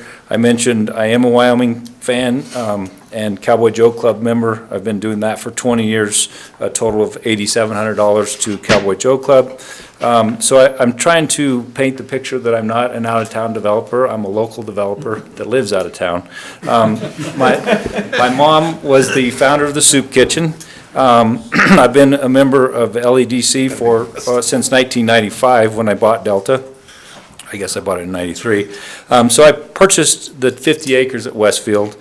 I had a vision. I think Laramie needs housing like this. It's nice housing. It's family housing. Laramie needs businesses. I spec'd the office building out there that a lot of you notices looks like a red barn. That was a disaster of a economic decision for me. We sold it to the developmental preschool. It's a success as a developmental preschool. We're very happy that they're there. 150 kids a day. I don't know how many jobs. Jamie Stein is a supporter of our self-storage project. She likes the idea that there's very little traffic that'll go down that street. So that's a big plus for her. Let's see, Hospice of Laramie, I helped them put that building together as both a representative to get them through it. We helped them, we waited about 4 years to sell them the land until they got their process together so that they could actually build it. I got to thank you, Councilor Hanson, for going through Westfield with us. We walked the site and he got to walk through the facility. It's a beautiful facility and I'd recommend everybody get out there and see it as a visitor. We also did the Marriott Fairfield. I mentioned we did them. I put partnerships together for these different projects. Some of these same partners are with me in this self-storage as our Grow Your Storage. The Marriott Fairfield we did, last hotel to be built in Laramie in 2008. So timing's often everything. And so now MP Patel owns that hotel, very much in support of this project. The folks next door at the Comfort Inn is in support of the project. Jamie Stein I mentioned, Terry Longhurst. I still own 11 properties out there. Several of them are commercial use, several are residential. One is a twin home. Again, you know, I think it's the best fit. We've partnered with Brandon and his team, family-owned business. We feel very good about partnering with them. We're very happy that they'll come to Laramie. I can tell you, it's not always easy to bring good businesses to Laramie. Some of my other commercial properties, we have brought good businesses to Laramie. I've helped through economic development, either cutting rents or figuring out how to make things work. Jim Wilkinson is one of the folks I think is a success story in Laramie. I had some involvement with High-Vis and very involved with Laramie Economic Development. One of the things I wanted to point out, so we did as you know, I have emailed all of you, I've called all of you, some I've talked to personally. We wanted to make it very open, very transparent what's going on out there. I was a little surprised in the first meeting that I didn't know that there were neighbors that were against it, so we've gone back out, we've handed flyers out to every single neighbor out there. We've had a neighborhood meeting at the Fairfield. I called or went and talked to every business owner out there. I've personally talked to some, and you know, one is the president of ACP Credit Union, and lives right across the street. You heard 2 people speak. There were 5 people at the neighborhood meeting. Thank you to Councilor Stoner. She also attended, and appreciate any of her comments. Everybody was in support of it. We had one person who I mentioned earlier was concerned about traffic control. We have that on our PowerPoint. It's a little early for us to figure out traffic control. We're not through planning and zoning yet, but we took that person's concern and we've addressed it, and I don't think we're going to have any issue. There will be construction there. There will be truck traffic. We will be responsible and legal and everything else. We won't go through the neighborhood. So one of the things that I did is I have pulled, and this is on your slide, and I'm just going to hold it up here, but in the green, these are all the actual yeses. So these weren't just people that didn't, you know, I went down and talked to the manager of the apartment building. I own several of these properties. We've talked to hotel, we've talked to Jamie Stein at developmental, talked to Terry at the hospice. We've talked to these people. There's a couple new colors on here that should show up because of the 2 folks here today. And so those are the only 2. So of that picture, there's 80 people that are for it with yeses, and by people I say living units. So I've counted up all the lots that are out there, and there's 0 no's, and there's amended it with the other 2 people that I think there's 91 that did not comment. So that's the information I have. I've asked people for your information. If there's somebody I've missed, you know, I'll be happy to talk to them. We're not trying to trick anybody. I firmly believe this is the best use for that site. I've always thought it's the best use for the site. We had it approved up in the corner with a different ownership group. We've found with the new ownership group that we need more square footage, so we've added the 2 lots below it. So it was already approved as a conditional use. Let's see. I left one out. So I went and met the owner of the Adventure Dodge. I didn't catch Josh's last name, but Josh is a fellow who's come here from Salt Lake City, and he has done that. He has hopes for the additional lot there, and he's very happy that we're not blocking his view with some taller building, as was Comfort Inn and Suites next door. That's under new ownership too. That's a very nice hotel they've completely redone. Again, those folks were all for it. Let's see. I guess I will quit talking, and so that you can ask me any questions that you'd like to ask. Councilor Hanson. Thank you. I asked you about the height of the buildings because the people across the street, would they be able to see the mountains? And we established that was the height of the building. As a matter of fact, they don't see the interstate, thank goodness. Right. But they still see the range on the east side. Yes. From their balconies. It's We actually established that. surprisingly high. And Christopher Rice, who spoke, has two of the units, and you can see him there. Counselor Stoner, we also went on one of the porches of the unoccupied spaces. Of them, my little drawing there, I guess I have, of the folks directly across the street, we have one, this one's green now, so we have 5 out of, 5 out of 8 that have said yes. We have 3 that haven't commented, directly across the street. Any other questions for the applicant before I invite the other applicants up here? Okay. Did you have any other comments, or do we want to? They're welcome to come up, Okay. and they're planning on it. They can run through, the slide presentation, Sure. and let you see that. And thank you for your time. Thank you. Forgot your. Oh, Mr. Hoffman, can you sign in on the sheet? Sorry. Sure. He wants to leave it there. Good evening again, Brandon Grebe, the applicant developer. So I can run through the PowerPoint relatively quick and then stop for questions as we come up, or even when we get to the end, feel free and we can kind of cruise up and down it. So this is just a rendering of the elevation at the entry. So it's showing glass, stone wainscoting, kind of a stucco metal panel, and just it's an entry point. So this is where it's a leasing office, sales office. This is where customers would come to rent a unit. This was a PowerPoint we put together, so I think Paul covered kind of the background on him and Westfield in general. This slide is showing the parcels outlined via the assessor's page, and the green parcels are what we are been talking about tonight. And again, for the rezoning, you can kind of see the current and proposed from a B1 and an R3 to be a B2. And then with the the land use amendment kind of overlay on top of that. So I'll talk more about kind of the self-storage site specifically, and then again, happy to answer any questions that may come up.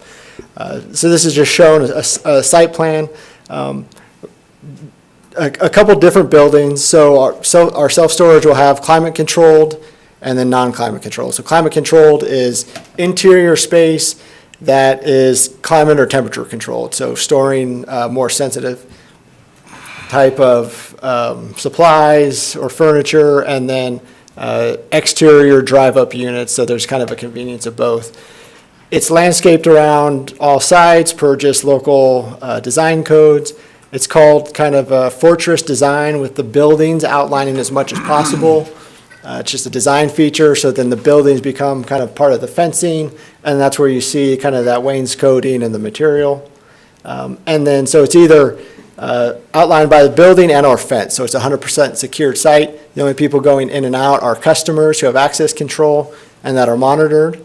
This will have on-site staff.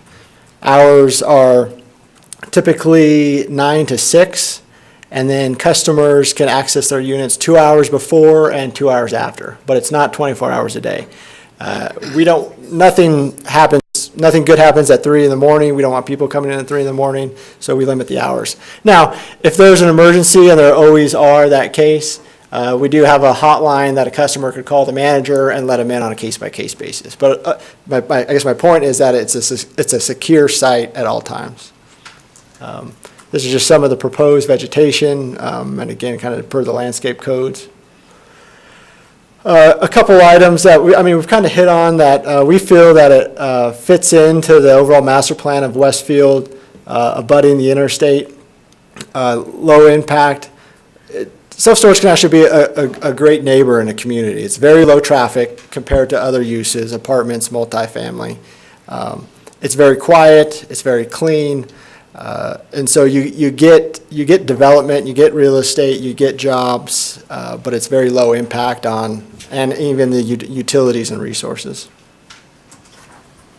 Again, here's just an aerial perspective. of the full build-out. We are planning to do it in phases, so we would do a phase one, which is kind of up to the north. This is shown just a full build-out for perspective. Can I ask a question? Yes, absolutely, How high sir. will the security fencing be? So the fencing is, and let me see if I got a picture of it, and I apologize, on the left, it's the middle picture, and I know it's hard to see. So it's a wrought iron black fence. 6 foot or? Yeah, 6 foot. Okay, thank you. Yep. And again, we call it architectural grade fencing. So it's not barbed wire, it's not bad to look at. And I apologize again because I know it's small, but if you can see it, some stone pillars and then the black kind of wrought iron fencing at about 6 feet.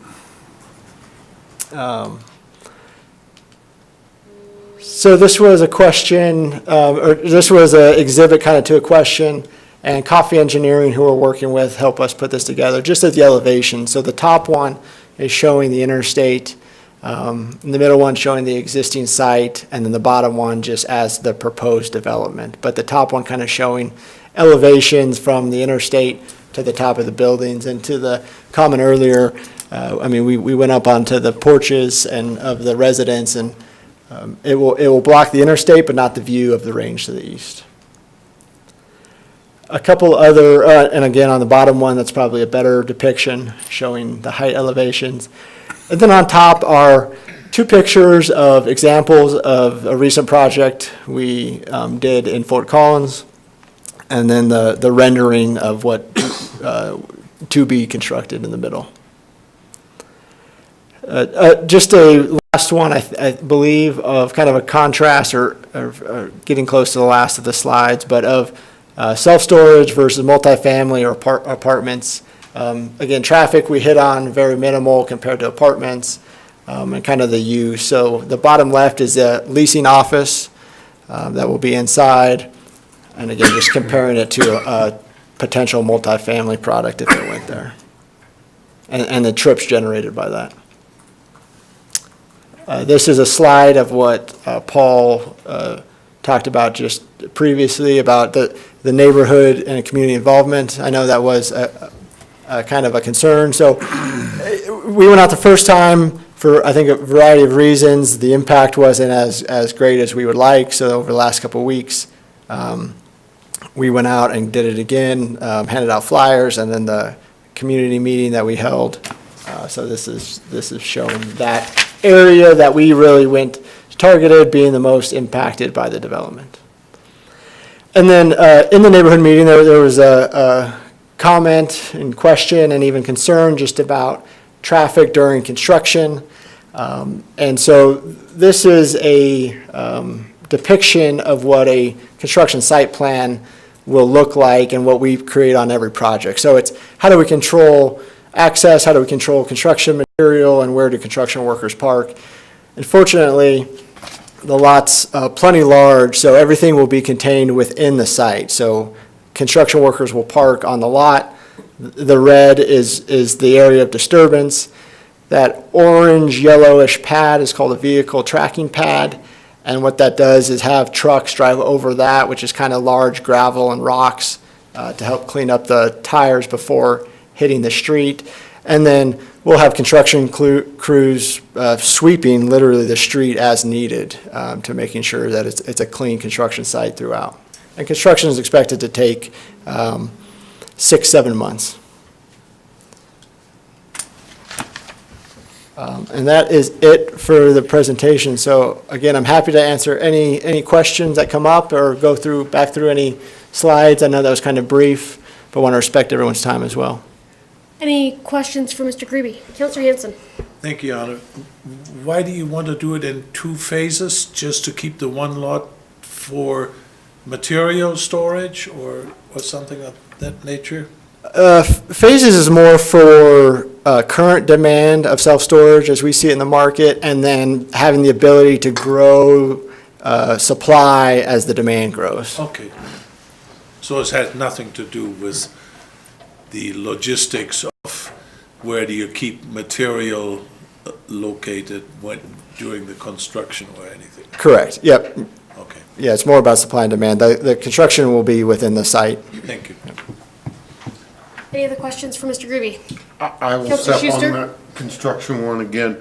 When you're done with the first phase, that additional lot will be leveled, replanted to natural vegetation while it's there. We won't be storing anything there, correct? That is correct, yep. Thank So you it'll very be- much. Yep. When you said what you said, I thought I'd better take it one step further. Further questions? Counselor Shumway. Yes, sir. Has there been any discussion about the number of, should this, I know that, the discussion from Mr. Hoffman said that the neighborhood does not want apartments, but they would prefer to have storage. Has there been any discussion of the number of units that would go in if it were to go to apartments? And then also, just the number of levels that would be contemplated for that? Has that been a discussion that anyone's come up with, so we kind of get a feel of the difference between apartment complexes and storage units? I'm probably not the best to speak to that because, again, I live in the self-storage world. I know the zoning is residential, so I'm not sure the type of zoning and the density. It is that R3.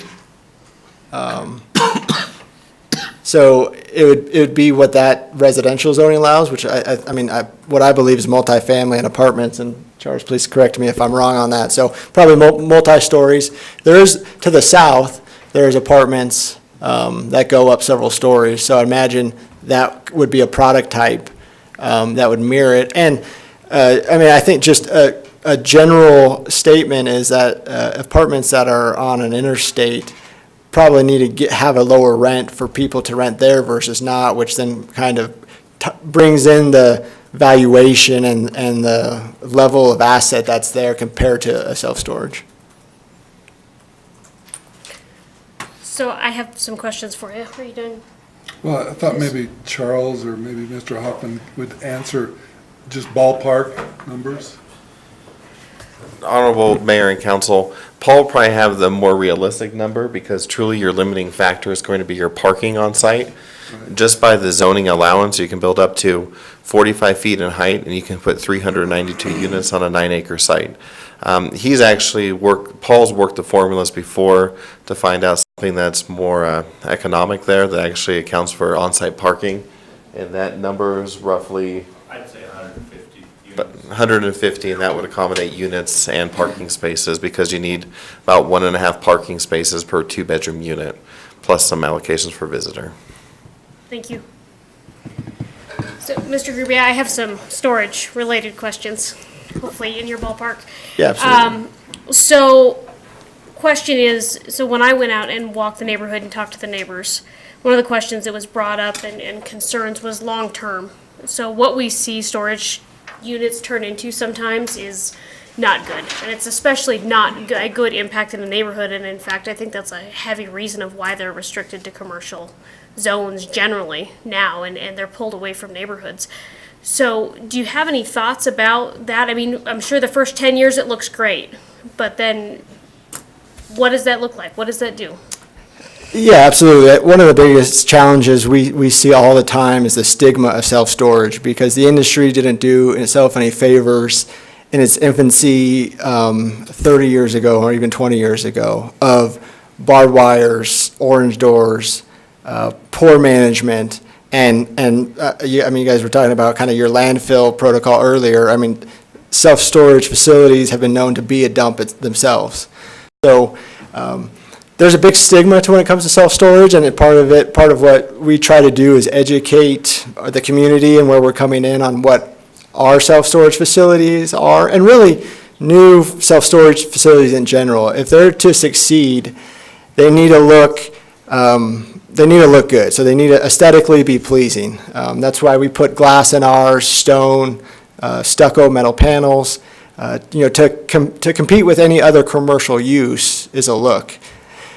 Nowadays, and again, this is general, but about 50%, so half renters are female. So taking to that into account, the customer base wants something that looks clean and that looks safe and that is friendly. So it's in our best interest to not only design a facility that looks good and is well-ran, but then well-maintained. So it would be no different than an office building going in or a different asset class that really you want it there to be the long term. Material-wise, we're using the same materials as other commercial buildings. So in 10 years, there'll be maintenance as any real estate asset class. But we have, and I say we, that's me, Tony, who's here tonight, and then another business partner who I've been working with, and he's been doing it longer than I have, has owned some of these facilities for 15 or 20 years. So we know the importance of routine maintenance and upkeep, because again, it's in the best interest of the business to keep it looking great and kind of be standalone from some of the other facilities that aren't doing that. Thank you. I have a second question for you, and that is, would you be willing to go through a B1 zoning instead of a B2? And the reason I ask that is a B1 would require a conditional use permit in front of the Planning Commission and would give the neighborhood the ability to request some additional landscaping, restrict the hours of operation. And by the way, I did not know that they had 2 hours before somebody was on site and 2 hours after. I think that was different than the idea that I was given a couple of weeks ago. So is that something that you guys would be willing to do, to give the neighborhood a little bit more control? Yes, yep. I have to confer because we're working Sure. on it together. I'm but- putting you on the spot. I apologize, but, Yes, I think so. I think if, yes, to answer your question. okay. Thank you. That's all the questions I had. Are there any other questions for Mr. Greeby? Okay, thank you very Yep. much. Thank you. Okay. So I'll open it up to any other comment from anybody? Good, okay. No other public in the audience right now. So we'll come back to council. I have one other question, but I want to open it up to other council members first. Councilor Hanson? One thing that occurred to me, I think this all looks very nice, and I presume they have calculated their price for a given unit. There are several such facilities in town, on the south side and near the railroad tracks, et cetera, et cetera. Are they all, the folks here aware of what prices are being charged, and are you going to be competitive as far as that is concerned? Mr. Greeby? Yes, thank you. Yeah, so we are well aware of the price, and self-storage is a competitive market, so we need to price ourselves competitively. There are advantages for being a new facility, what I talked about earlier, so kind of the aesthetics, the cleanliness, the climate control. So there's some offerings that can drive a premium, but only relative to the market. We do our own feasibility studies, understanding the market, and then we have a third party come in who specializes in that to verify that there is demand. And, you know, and it's worth the investment, because this will be a $5 million project when said and done, so we want to make sure that it makes sense to do, and the data is telling us yes. Thank you. I just wanted to know you'd done your due diligence in that respect. Yes, yes, thank you. Because I think the mayor pointed out, you know, otherwise a facility deteriorates quickly if it doesn't make money. And that was my concern when you raised that. Thank you. Councilor Rodriguez? I have a question, and Yes, it's sir. related to what you're talking about. The relationship between self-storage units and the residential market, in that people that have residence oftentimes have more stuff than they can fit in their residence, particularly with our downsizing of housing and so forth and so on, and make it affordable. Can you speak a little bit about, have you done any studies as far as the ideal locations and the benefit to residential areas when it comes to storage units of this type? Yeah, and I want to make sure I understand your question, so just kind of studying locations in general compared to this? Well, my impression is that, I mean, obviously, storage units are dependent upon residential housing. If you don't have residential, and my secondary impression is that people aren't interested in driving across town to store their Christmas tree. in the off-season. They like it to be somewhat convenient. And I'm interested in your comments along that line. You are exactly right. Self-storage is, people only even realize self-storage is around when they need it. You're not driving down the street and you see it and you say, oh, I'm going to pull in and get a unit. You're looking for it. And with that, 75% of customers come within a 4-mile radius. So that's kind of getting to your question. So looking at population, typically we draw a 4, 5, 6 mile ring around the site, and that's going to be the vast majority of your customers. Now, it's also dependent on traffic flows and where streets interact, or if there's some type of barrier not getting across. So, I mean, this one, it's all part of that feasibility study and understanding the market. Competition plays a part of it and where other locations are. So yes, we've all looked at it, but to your point, residential are the users and customers for self-storage. Thank you. Any other questions? Thank you very much. Thank you again. Oh, I'm sorry. I didn't have a question specific to him. Oh, okay, I'm sorry. If you have a question in general, go for it. I have a question for Senior Planner Bloom.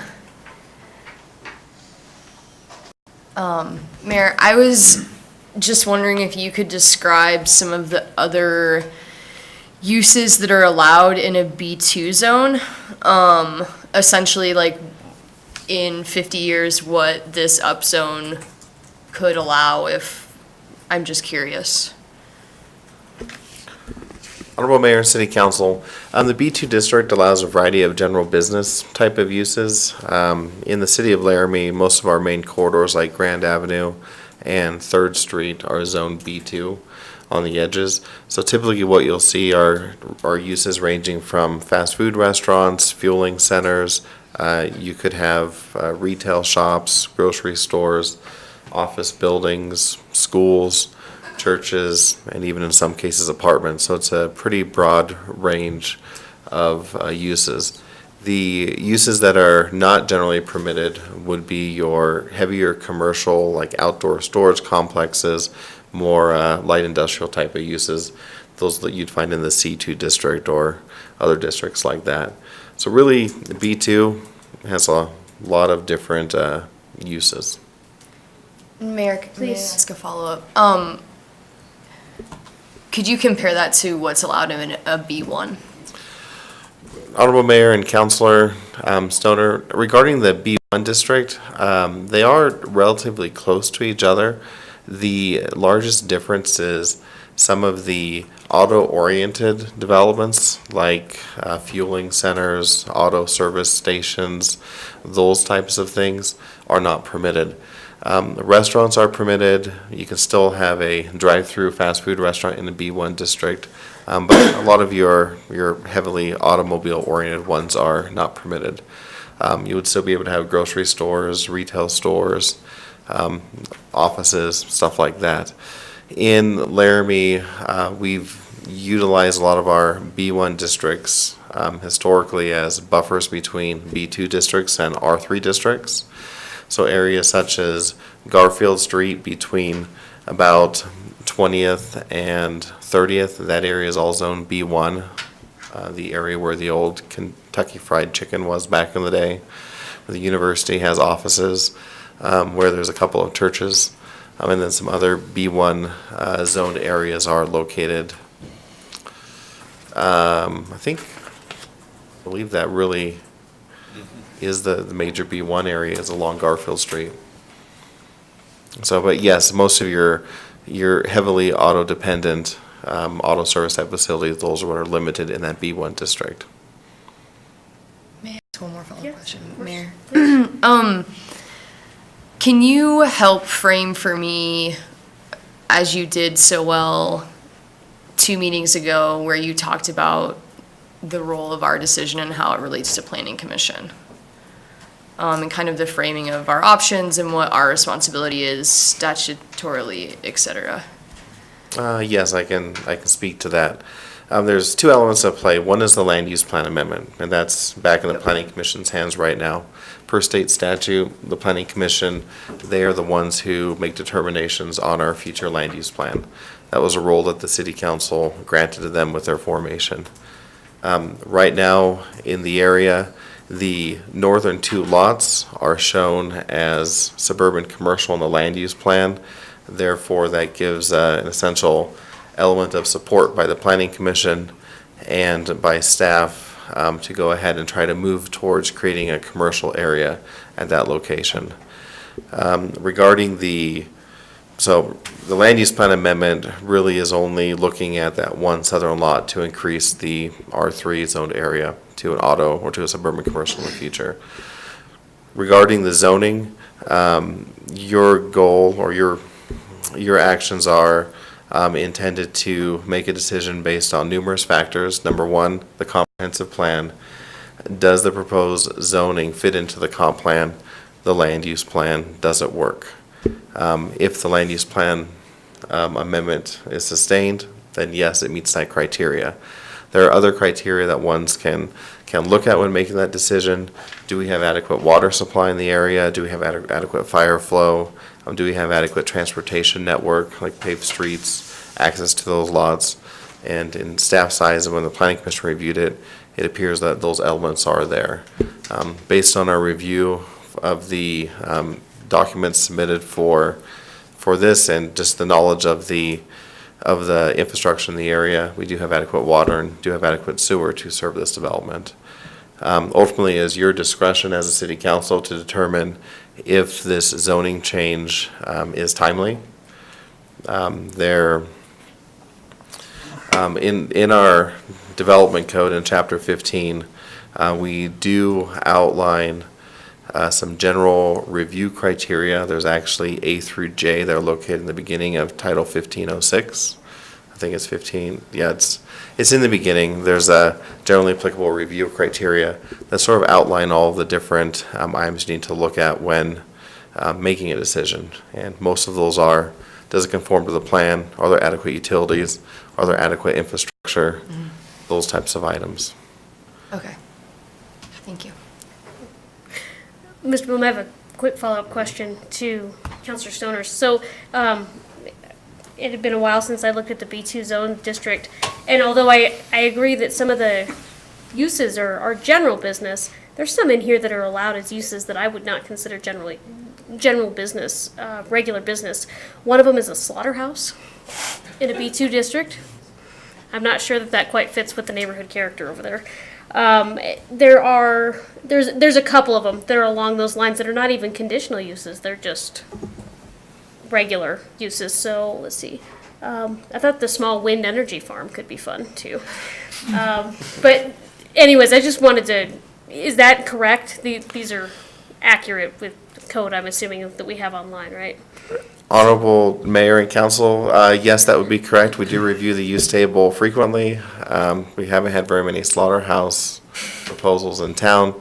The one animal processing center we do have in town is located in a B1 district in the heart of a neighborhood, though, by the way, one of them. So, and I guess we do have another processing one in a B2 district. But the large-scale slaughterhouse, yeah, we can take a look at that if it's so inclined. Looking at the 50-year character down the road, that might not be a use the neighborhood wants to see necessarily. So, okay, thank you very much. You're welcome. I have another question, or actually a clarification, I think, and from probably Mr. Hoffman. So I'm a little concerned about the table that you brought, and actually it might be easier if we could flip forward to the screen that was on the PowerPoint.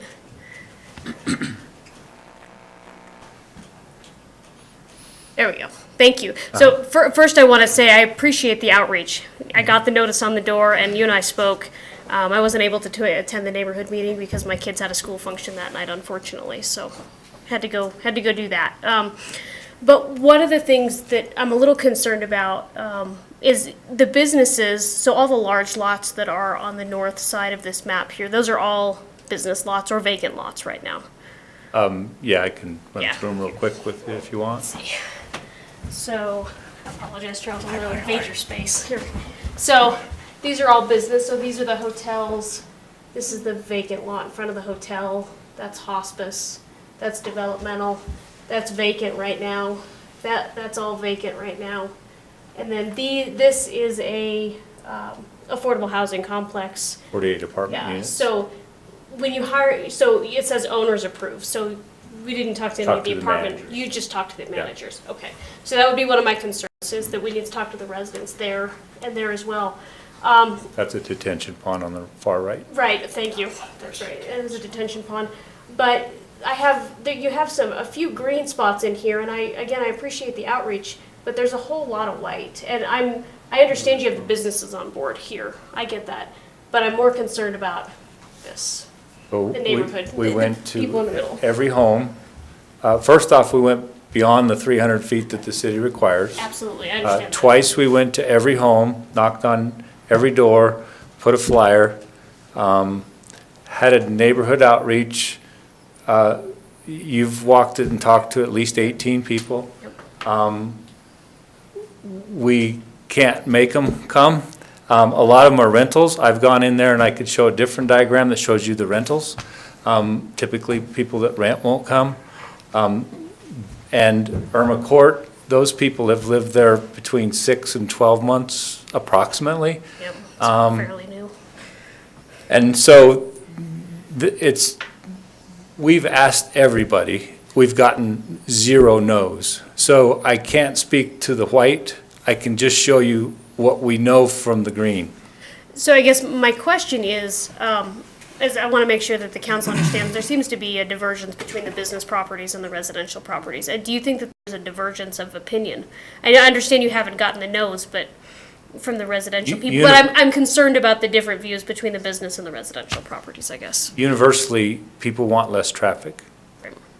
So That I heard they that have as in well. common completely. Right, Yep. okay.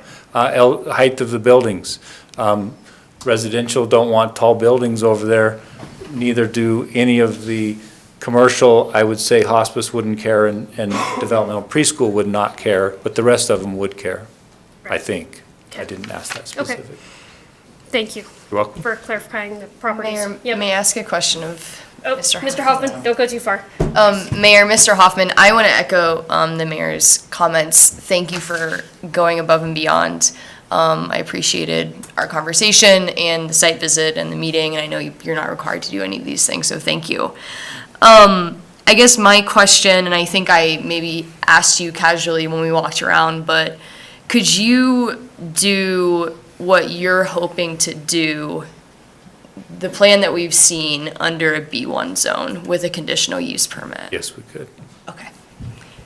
Thank you very much. And I would add, I don't think the landscaping would change because we've already are at least that much or beyond. And so hours of operation probably wouldn't. And to speak to your point from 2 weeks ago, I didn't know that they were open 2 hours before. That's part of the reason they're here.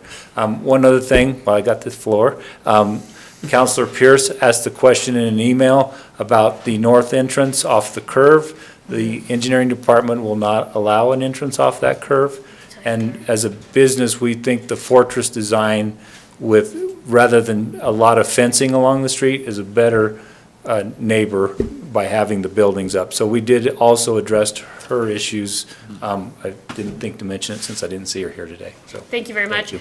Actually, she is on the phone. Let's Yes, check in I with know. Vice Mayor. Did you hear that? Yes, I did hear that. Thank you. Do you have any other Just questions? just to reaffirm what I think I heard, so the entryway has to be where it was originally designed and not up closer to the car dealership, is that correct? Yes, it can't be on the curve.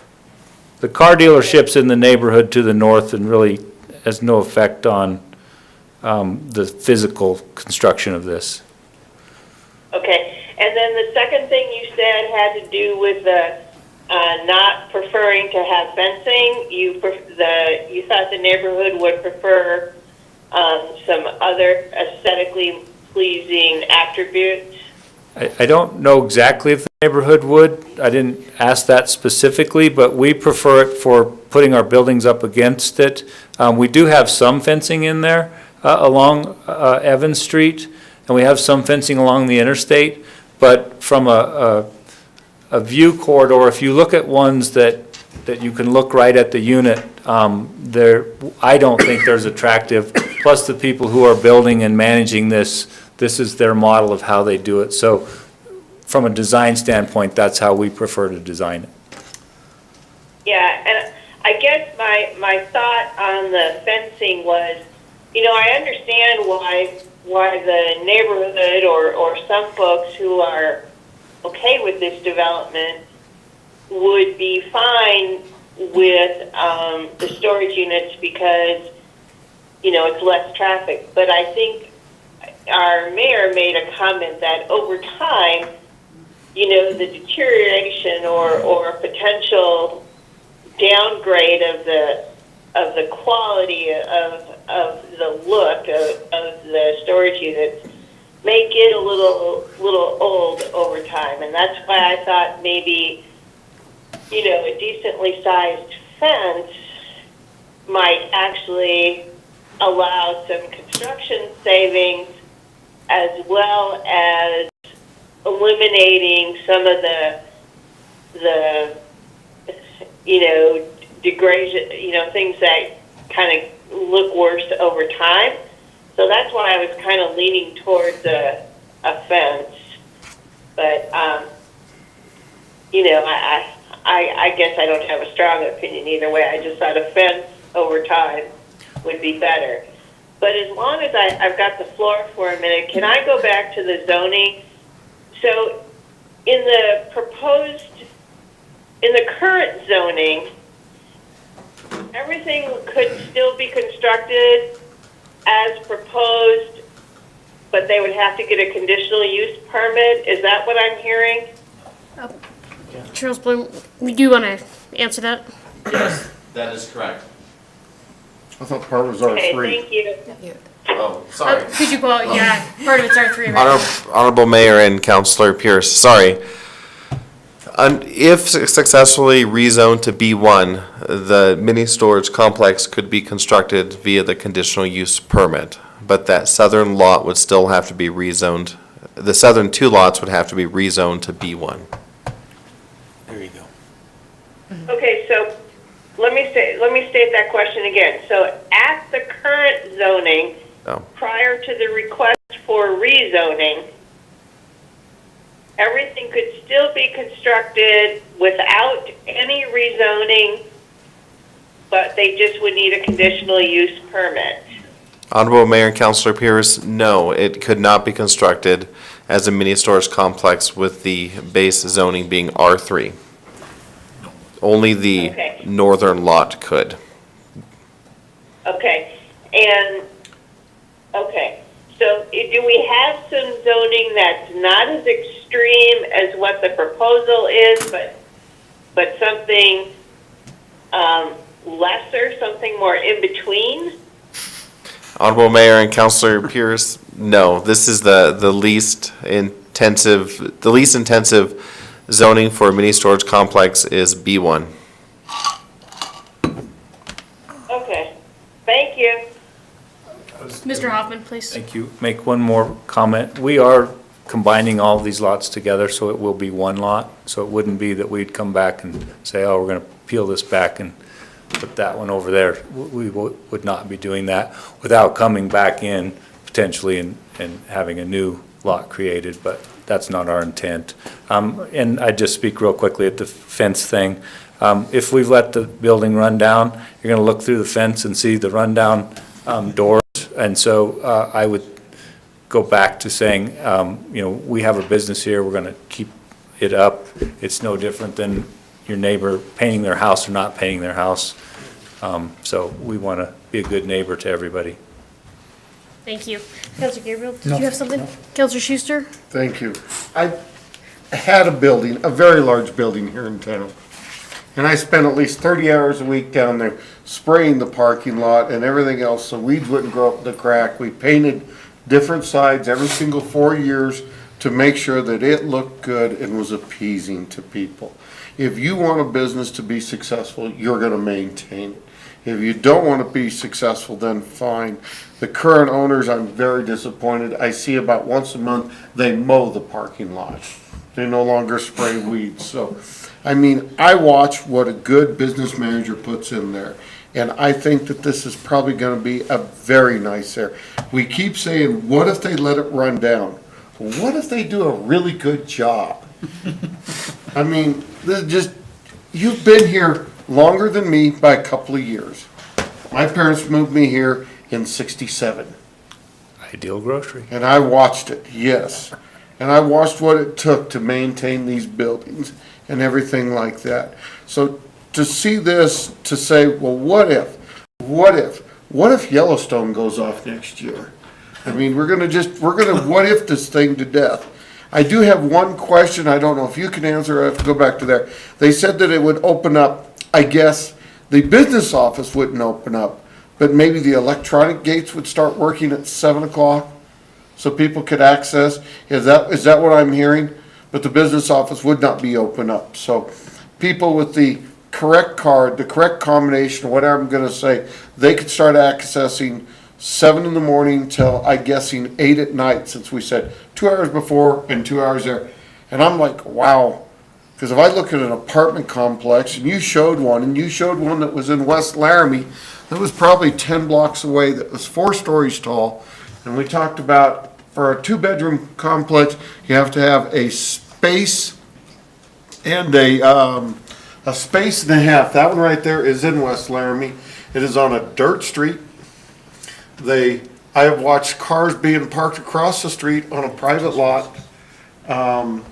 We have 3 stories there, excuse me, not 4 stories. And knowing what they have to have for off-street parking would be holy cow type thing. Is this a picture of current housing out there?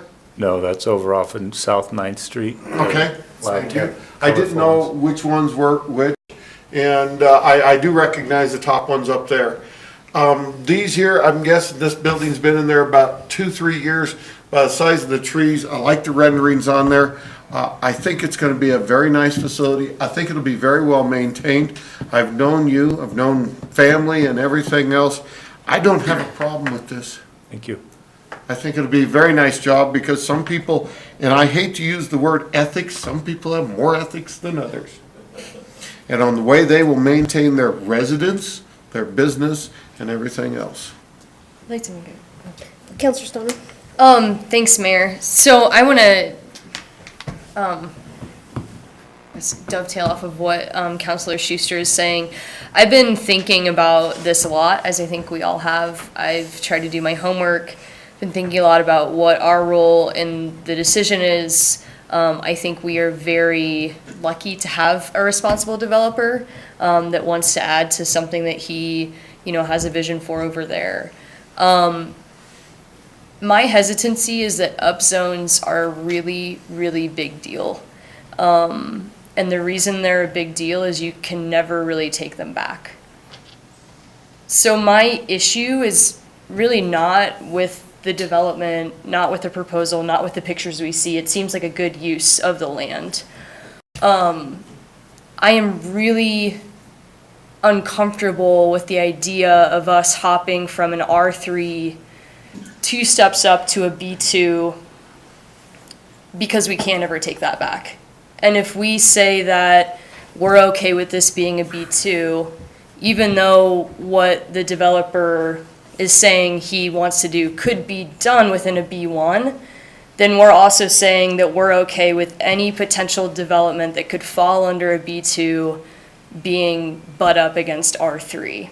And I think we have those buffer areas, like our planner Bloom said, for a reason, and I'm really afraid we're gonna lose that. And even though we have a great developer before us today, I think it's incumbent on us to think about what things might be a few decades from now, and we might not be in that situation. So my issue is not with the development, my issue is with going from R3 all the way up to B2. That's where I'm at. I'd like to hear how other people are feeling. And I would also like to explore making a motion or changing our proposal to just be a B1 through a conditional use, because I don't see any significant disadvantage. It seems like a good compromise. That's what I'm trying to say. Counselor Shumway. Thank you, Your Honor. The comments that were made by the mayor concerning deterioration, I think that's something that, we don't know what the future is going to be. But I was just thinking, should Mr. Hoffman and Mr. Greeby decide this isn't worth the headache that we're going through, let's pull out, then there's probably a couple of options, or maybe more, of what's going to happen in this area. One is vacant. Another is apartment buildings with 150 units, which they said propose.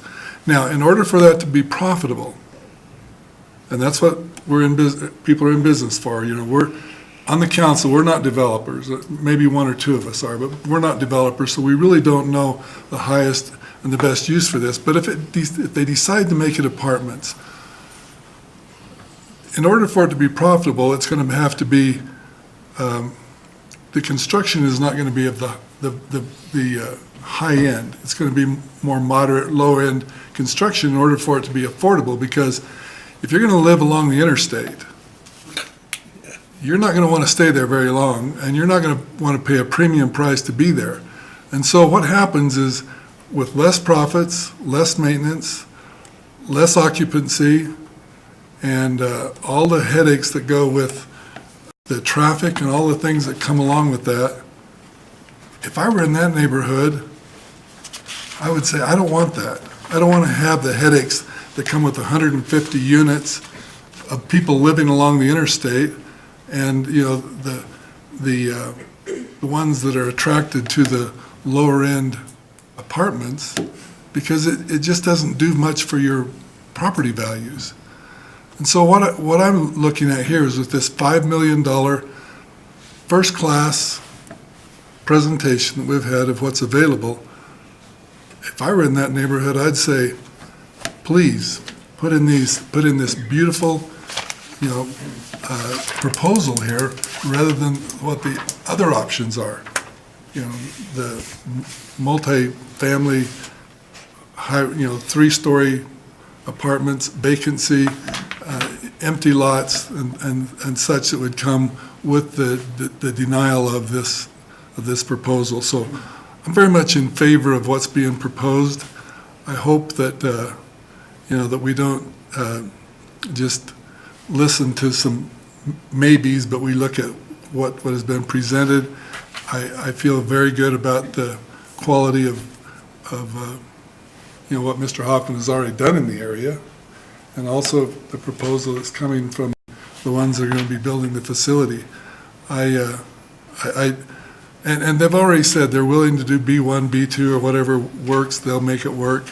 So I don't know where we're going to go with this. It seems to me like, that those that are silent and those that are in favor of it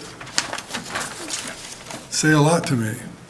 And so I'm ready to move forward to this. I want it to go through the first reading, and maybe we'll hear more in the second and third reading, but I think we've probably heard enough for tonight. Call the question.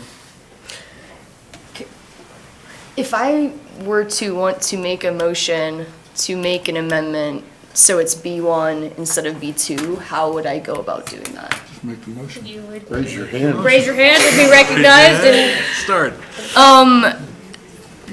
I would like to make an amendment to the proposal, amending section 2 of the proposal, changing that from B2 to B1, and deleting section 3. Do we have a second for that? Second by the Vice Mayor. Okay, we have an amendment on the floor. Counselor Palikas. I have a question for Mr. Hoffman. If this were to occur, how does that affect your timing, your plans, so forth and so on? I'm going to defer that to Charles, because I Okay. don't know what that does. I have the plan. Maybe a better question for you right now, and I still need that question answered, but what are your plans as far as starting this project and so forth and so on? I saw a schedule today that we'd like to submit for permit in January. We think that'll take 4 to 6 weeks. With the frost, it'll probably be a March, April kind of a timeframe. We've got about $100,000 invested in the civil and land planning, everybody's time. We're going full ahead with it, with every intention of having that happen. I don't know if I'm totally accurate in saying this, but we could have gone to this conditional use day one and avoided a lot of things. We felt like we're being upfront with what we're doing. I don't know what it's going to look like in 50 years. I don't, my neighbor to the north is B1. My neighbors across the street and the trailer park is B1. Actually, I mentioned to you that it probably wasn't very clear in the original zoning of this. It was across the street is all Rob overlay. This would have been a non-issue had we done this 8 years ago when they changed the use requirements. So, we're going to go full speed ahead. I don't know what changing it to a B1 does, but Charles will tell us. Mr. Bloom, floor is yours. Honorable Mayor and Councilor Stoner, just for clarification, is your proposed amendment to the ordinance to make the entirety of it B1? Is that? The whole area. Or just the R3 to B1? Or just the R3 to B1? Right, because the, Rest of it. Mayor, if I'm under the right impression, the other piece is already B1, right? Correct. Honorable Mayor and That little piece.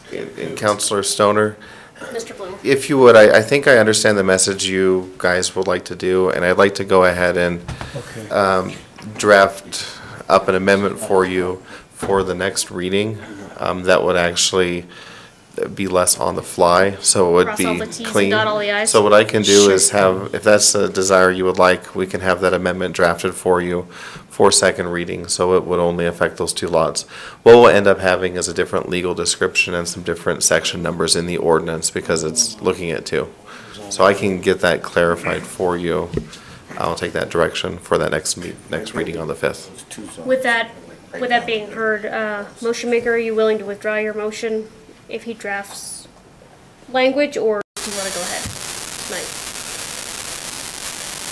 Mayor, Mr. Bloom, would it be easier if I withdrew my motion and we just used the clean amendment? Honorable Mayor and Councilor Stoner, yes. Sure. Okay. Second, do you agree to withdraw the amendment pending clean language coming on second reading? Yes, and I'd like to thank Charles in advance. Thank you. You're welcome. Councilor Schuster. I've watched temporary use permits go really bad. And I'll bring up example, Turtle Rock Cafe. What do you think would be the approximate time frame for a conditional use permit? Since we're talking construction times and things like that, and I know not many people on here, probably 2 or 3 remember Turtle Rock. Turtle Rock, why they changed it from a dentist office to a restaurant, took, if I remember right, 18 months. So I'd kind of like to know what we think a conditional use permit would take. Doesn't come to the planning, doesn't come to us. Senior Planner Bloom. Honorable Mayor and Councilor Schuster, Turtle Rock was unique because they actually had to go through a code text amendment first to change the zone district to allow coffee shops as a conditional use. That took about 4 months because it was an ordinance. Then they had to apply for a conditional use permit, which back then it was a 4 to 5 month process because it also was an ordinance. So that was almost a year's worth of just council meetings and lots of discussions. We've streamlined that significantly now with conditional use permits only requiring planning commission action. In this particular case, typically a conditional use from the day of filing to the day of approval is between 6 and 8 weeks. When there are developers that have a site plan that is already submitted, we are able to work with them to make sure that those review schedules complement one another. In this case, sticking to that 6-week schedule, we believe that conditional use permit would be in front of the Planning Commission, that first Planning Commission meeting in January. So it'd just be a couple of weeks after this. But the Planning Commission could not take action on that conditional use permit until after the zoning is approved on third and final reading. Thank you, Mr. Bloom. You're welcome. Okay. We need to wrap this up tonight. Question for Councilor Hanson? Mr. Bloom. I was given the impression, maybe I'm wrong, that we cannot simply change what has been approved by the Planning Commission, for example, change from B2 to B1. Am I totally wrong here? Because that was the discussion we had last time. That's what we do. Mr. Bloom? Honorable Mayor and Council, I like Councilor Shumway's answer there. General rule of thumb when it comes to zoning decisions, if you are amending a zoning ordinance to a less intense use, for example, B1 is less than B2, then it's acceptable to move forward with that. In the event you were to suggest an increase in zoning or further upzoning to C2 or industrial, at that time, staff would stand up and ask that you remand it back to the Planning Commission for reconsideration. But since you're discussing a downzoning, it is acceptable and acceptable practice to move ahead, and we just provide an update to the Planning Commission. Sorry, I'm unfamiliar with all these intricacies. I'm sorry. Thank you, Mr. Bloom. Okay, so we are on first reading tonight. Is there any further discussion needed before we go ahead and take a first vote? I'll go, Councilor Okay, Hanson? that has been withdrawn. Yeah, so the amendment is withdrawn. We will see language at the next meeting from Mr. Bloom on a cleaned up version of that, so council can consider that at second reading. Is the applicant wish to make, any of the applicants wish to make any further comment tonight? Okay. Mayor, I'm just gonna make one more comment. I'm planning on supporting first reading just so we can get to second reading, but I am looking forward to that amendment because I am more in favor of the B1 option. Any further comments from council? City clerk, roll call, please. Shumway, Yes. McKinney, Yes. Gabriel, Yes. Hanson, Yes. Yes. Polikis, Schuster, Yes. Stoner, Yes. Pierce, Yes. Somerville. No. That's 8 yeses and 1 no, Your Honor. Thank you, that motion carries. So we will move on to second reading. All right, so the next item on our agenda is item 13A.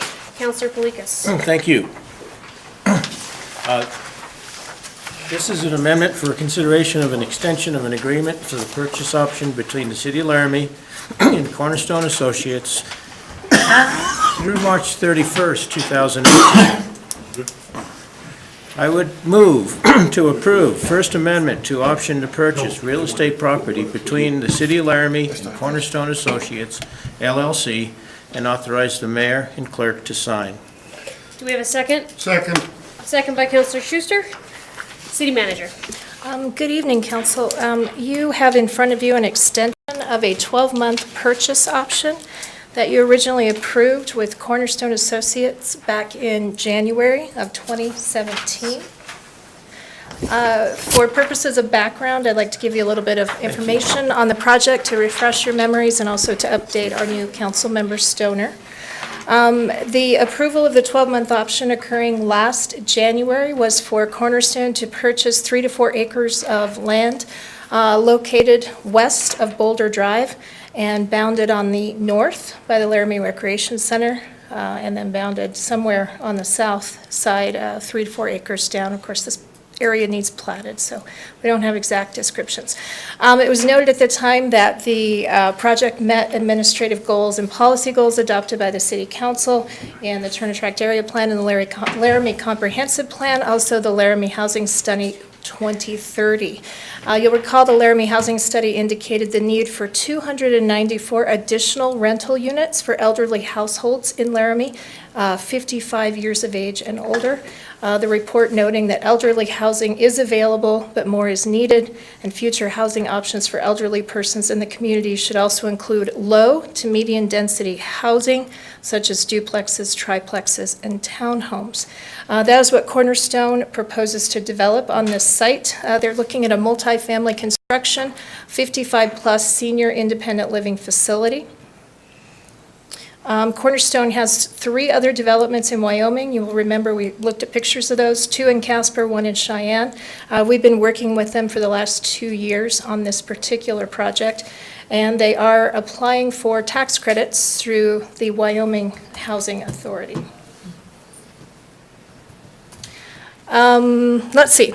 So we have postponed the consideration of this agreement so that we could come last week and update you all with respect to how we intend to use the Boulder Drive property. So again, this is a property with the boundary at the north being the Laramie Rec Center, the boundary at the south being the Laramie High School. Of course, we noted there that based on the drainage plan that the council have asked us to complete, we've come to understand over the last year that the entirety of that land, with the exception of the area that you've reserved an option to Cornerstone for, that entire area is going to be used, or needs to be used, I should say, for stormwater drainage.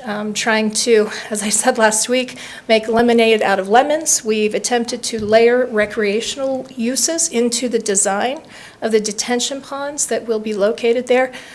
You saw maps of that last week. And then also, I think the clerk has copies for you of the letter we requested from Cornerstone. Yeah, you can have those out now. Oh, you did? Okay, I just see this big stack. I must have printed too many. Over there. I Thank don't know you. if he wants to try to get that one again. As noted last week, Cornerstone, we did ask them to put in writing their approval of the plans that we have in and around their property, for which they have the option. They provided this letter last week indicating from Chief Executive Officer Lawrence Mazzata that they do in fact support the City of Laramie's proposed drainage project in this area, and that they are acceptable to siting their project 50 feet away from where we originally hoped to have it, so 50 feet more to the east so that they will be on Boulder Drive. They're willing to accommodate and move their project that way to allow us to put the drainage infrastructure in that we need. In addition, I asked for them to describe why their original application in May was asked to move forward into this funding round, and they have provided that description there. We also have President of Cornerstone Associates on the telephone with us, Bobby Jo Lucas. You'll remember you did speak with her last January.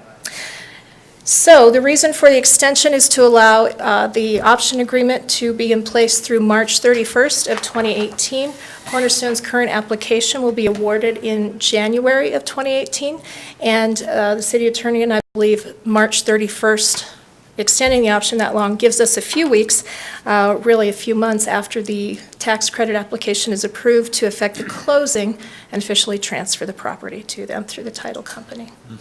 So I hope that was a quick but mostly understandable update at this late hour, and I'm open for questions. And as I said, Bobby Jo is on the phone with us. Are you there, Bobby Jo? Yes, I am. Okay, so we have Bobby Jo Lucas again. She's the president of Cornerstone if you have questions about the project specifically. Questions for the city manager? Okay, do we have any, oh, sorry, Councilor Hanson. Simply understand, I mean, simply put, to get their ducks in a row, they just need to have that little extension because the decision comes in January. Yes, the decision comes in January, Councilor, through you, Mayor, and I'll let Bobby Jo talk about specifics as far as the project if she'd like to. Councilor McKinney, did Thank you have a Janine. question? I'm sorry, Ms. Mayor and council members. I wanted to give some detail with regard to our application. The original application was submitted in January of 2017. Unfortunately, that application did not receive funding in the May round. There were some technical difficulties with regard to changes in the utility calculations. HUD had changed their rulings. And so in order to meet their guidelines, WCDA declined the application. We have done extensive research on the new HUD utility guidelines and allowances, and we've hired a third-party panelist to calculate those numbers correctly. We've provided all of that information to WCDA. I have met them at the site twice with regard to the project. They did originally express some concerns with regard to being farther west to the site, concerns with drainage. So the proposal from the city regarding their participation with the drainage and us moving farther east was something that was very well received with WCDA. So they were happy to hear that that was going to be the situation. They have made some changes, and going forward, beginning with 2018, they have moved their application rounds from January of each year to now September of each year. And the reason for that is so that if you submit an application in September, they anticipate an approval in January, which then allows us a spring construction start. And so since we were declined with the January 2017, we automatically resubmitted our application in September of 2017, pending an award being notified in January. And hence, that's the reason for my request to ask for an extension until March of 2018, therefore allowing us full site control for WCDA to see that we've exhibited that we do have site control as of January when they make the award. And then, as Janine mentioned, receiving the award in January and allowing us 2 months to complete all the title work and everything that needs to be done to facilitate a closing within March. So again, thank you for allowing me to present in front of you, and I'd be happy to answer any questions that anyone has. Thank you. Councilor McKinney, you got a question? In your original application, regard to utility, was it a fault that somebody didn't catch it, or was it that they changed the actual, the utility allowance calculation? Well, what happened is HUD came out with a new ruling on how you calculate utility allowances for home funds. And when we submitted our application, we, as the owner, provide 100% paid utilities. So we provided our normal calculations showing what the utilities we anticipate will be. However, there's no effect with regard to the tenants because we're paying 100%. However, with that HUD ruling and the uncertainty of actually how to calculate it, in March they determined and provided a utility worksheet in order for all developers to calculate the utility allowances. Well, we had submitted our applications in January. Therefore, the information was not clear, thorough, nor available at the time that we submitted our application. We had discussions with WCDA in person at length with regard to the fact that it didn't matter what the utility was because we are paying 100% of it. But in order to follow all guidelines and so that they were not doing anything in order to, I guess, raise any concerns from HUD with regard to how WCDA practices calculation, they felt it necessary to stay in compliance, and then they rejected our application. It was just simply a matter of timing from when our applications were submitted versus when HUD utility worksheets came out. Thank you. Does that fully answer your question? Yes. Any other questions? Councilor Gabriel. Yes, I was just curious, when you say WCDA, how many people are involved in that decision on approval? Actually, they have a tax credit division. I don't know exactly how many work in there. Specifically, I believe there's 4 or 5 that work on the tax credit committee. However, whatever recommendation goes to the committee or from the committee, they present that to the board, and I'm unclear as to how many board members they have. So I apologize, I'm not familiar with that. But I do know that I think there's 4 or 5 people that work on the LIHTC, the Low-Income Housing Tax Credit Department, and they're the ones that review everything. And so then the board would have to, just a majority of the board would have to approve it? Yes, that is correct. Thank you. Generally, they go based on the recommendation of whatever the tax credit committee provides them, and it is a form of scoring. And so, for the most part, it's the highest scoring projects are the ones that receive the awards. City Manager. Mayor, Councilmember Gabriel, the WCDA board is 12 persons, including the governor, the state treasurer, various representatives from around the state, and the executive director of the Wyoming Community Development Authority, if that helps. Thank you. Other questions? Councilor Hanson. Just a comment, it seems to be typical, you have to follow the rules even if the rules are not communicated to you. I have a... Well, Mayor and council members, you are correct. Ms. Lucas, I have a question for you. I guess I'm, maybe I need a refresher course from last January or whenever that was, we approved the first application. But these are duplexes and triplexes? Because I think that's what was just, that's what's in our cover letter is that it's duplexes and triplexes, and I don't see where Cornerstone has developed that. Or am I mixed up? Honorable Mayor and council members, no ma'am, this is a three-story apartment complex. This is not a duplex or a triplex. This is a 48-unit development. 1 and 2 bedroom. Oh, I guess, okay, so, City Manager, maybe you can clarify for me, because it says on the cover sheet, the quote is that we need low to medium density housing such as duplexes, triplexes, and townhomes. If this isn't low to medium density, is it? This would be high density in an apartment style building, right? I would defer to the planners. They are the experts on these definitions. I would certainly consider this medium density at least. Derek's welcome to disagree. Okay. But multifamily housing, to me, Okay. is certainly But- not low density. 3-story apartment type. 48. Yeah, I don't know, Derek, what do you okay. want to call it, medium? That's what we saw, yeah. That's what I thought, but I read that and I'm just clarifying. Mayor and council, I mean, for Laramie, your high density at places like the Point, the Grove, I mean, that's where you have multiple buildings in a complex.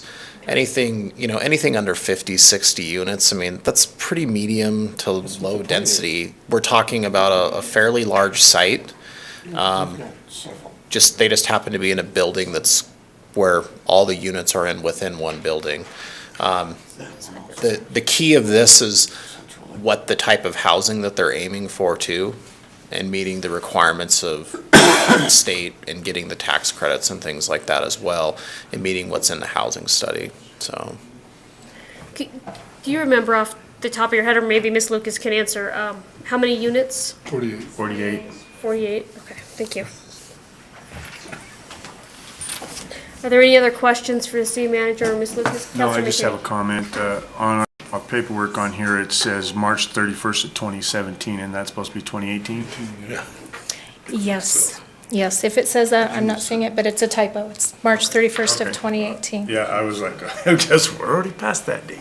All right, any other questions? Missed it. Okay, I still think it's 2016. so we'll go, is there any comment, city manager, is there anything else you wanted to present on this? No, but I see that in the cover sheet, and that is absolutely a typo. It's 2018, thank you. Right.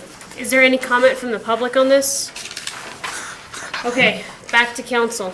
Councilor Palikas. All right. Pertaining to this plot of land, and I'm using a general area, basically from the rec center to probably encroachment of where the high school is now, that plot of land. When I first got on council, this is before we did a reevaluation of the Turner Tract, we had an opportunity to sell some of that land, more inclined to where the high school is now, maybe a little bit toward the rec center. We had an opportunity to sell that land for multifamily. And at that time, we decided on council that it was probably not a good idea, because we recognized at that point in time that that land was a very valuable asset for future recreation possibilities within our community. That concept was reinforced when we reevaluated the Turner Tract and we redid the plan. And on that plan today, that whole plot, everything we're talking about is designated for recreation. Okay? Now, when this came before us in January, I remembered that. And I looked at, frankly, it was a surprise that we were looking at that land for multifamily development, even though it was senior housing. But I remembered what we had designated that for. But I also looked at the plot, and the project was going to be back up against the hill, and the encroachment to what I considered the valuable recreation land was basically a driveway coming on to whatever street that is. Boulder? No, It's Boulder. Boulder. Boulder. Okay, Boulder. So I voted for it. I was hesitant to vote for it at the time, but I voted for it because I felt that it was enough, there was a compromise there, and I felt that our master goal of keeping that majority of that area as recreation was going to be maintained. Okay, what I'm looking at now, maybe another way of putting it is, if this was presented to me today, and moving, in essence, taking our valuable recreation land and creating this project with it, I would not be supporting it, and I'm not too sure a majority of council would support it. So that's what I'm struggling with. I'm struggling with the project that we approved, and I was on the fence on it, and now I'm looking at a project that has basically changed, and it's taken up that priority of that recreation land. And by the way, yeah, we do have a housing study that says we need housing, but we also have a Turner Track plan that says that land's designated for recreation, and that's never changed. But anyway, so I'm trying to balance how and I also understand the fact that that things have changed, and that part of that land needs to be used as a retention pond, and perhaps we can use some of that retention pond for recreation amenities, perhaps we can't, so forth and so on. But what I'm balancing is, if this project was not on that land, it's a pretty decent footprint, and I forget what the acreage is, 20 acres? Am I right on that, 10 acres? It's not 20, I would say, we looked at this last week, I think it's about 7. Okay. 6 to 7 maybe? So we're giving up 7 acres, probably the best 7 acres of a recreation opportunity we have on that land for a very good project in that senior housing. But I'm also trying to evaluate, what are we talking about senior housing? Okay, most people, when you say senior housing, they think about people that are retired, people that do not have the income streams that they should have, a lot of them living on Social Security only, so forth and so on. This housing isn't about that. This housing is about people 55 and older that qualify for different levels of criteria, and the real seniors that need the biggest help, this project's not about that. This project's about people that are far more well off than what we're talking about here. So I'm weighing the value of that senior project with the recreation amenity. And to be honest with you, for me to be honest with our citizens, I think I need to stay true to what I had envisioned that land for. And somebody loses here. There's no question about it. But I've got to come down with the citizens, and at this point in time, I'm not going to support extending that contract for those reasons. Counselor Schuster, in Shumway. You should have been here for the last debate, because we were trying to talk about expanding the ice arena and the footprint it had and everything else, and how deep we can make this detention cell to try to gain 45 feet. And that this will be a BMX, I call it a BMX bike track down the bottom of this. Because we figured 1 month out of the year, it's going to be muddy down there. And it's going to be that spring runoff. And we had Bike Net here that donated funds to help design this detention cell, the bottom of it. And just about everything you're talking about, we talked about how to make this footprint and how serious the grade's going to be and how far we can dig into that hill for this detention center. And it's just, and I have a lot of things about the Turner Track, and one of it is how fast or even if these lots are going to ever sell. Because we have some property for sale out there that's been built out there that now has some for sale signs on there. on one of the businesses. And I don't know if it's the whole building or if it's just a section of the building inside. So I'm probably going to support this because I think the Turner Track has sat as the Turner Track and sat there long enough. We've had people offer us money for lots that we have turned down because we said we didn't want them out there. And several of these lots could have been sold and gone by now. We have the LCCC that's reserving 3 lots out there. Hopefully that they can find money somehow in the next 10 years. I'll use that expression to try to pick them up. So the lots aren't moving that fast. To say that we're going to get another offer on this lot, I don't know how soon it would be. We would need a real upturn in the economy in the state for people to want to come here and build on there, because we limit what we'll allow out there. High-vis would not even be allowed out there because they do manufacturing, and we would throw a temper tantrum to try to have them out there. So I look at what we can put out there, what we can't put out there, on what we have restricted, and I'm going to say this probably isn't that bad of a project. Councilor Shumway. Thank you, Your Honor. I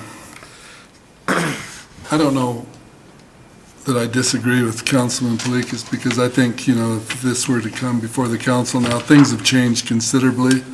But I'll tell you this, when we invited Cornerstone to the dance, we didn't know all these changes were going to come about. We didn't know that that the detention area would make this much of a change.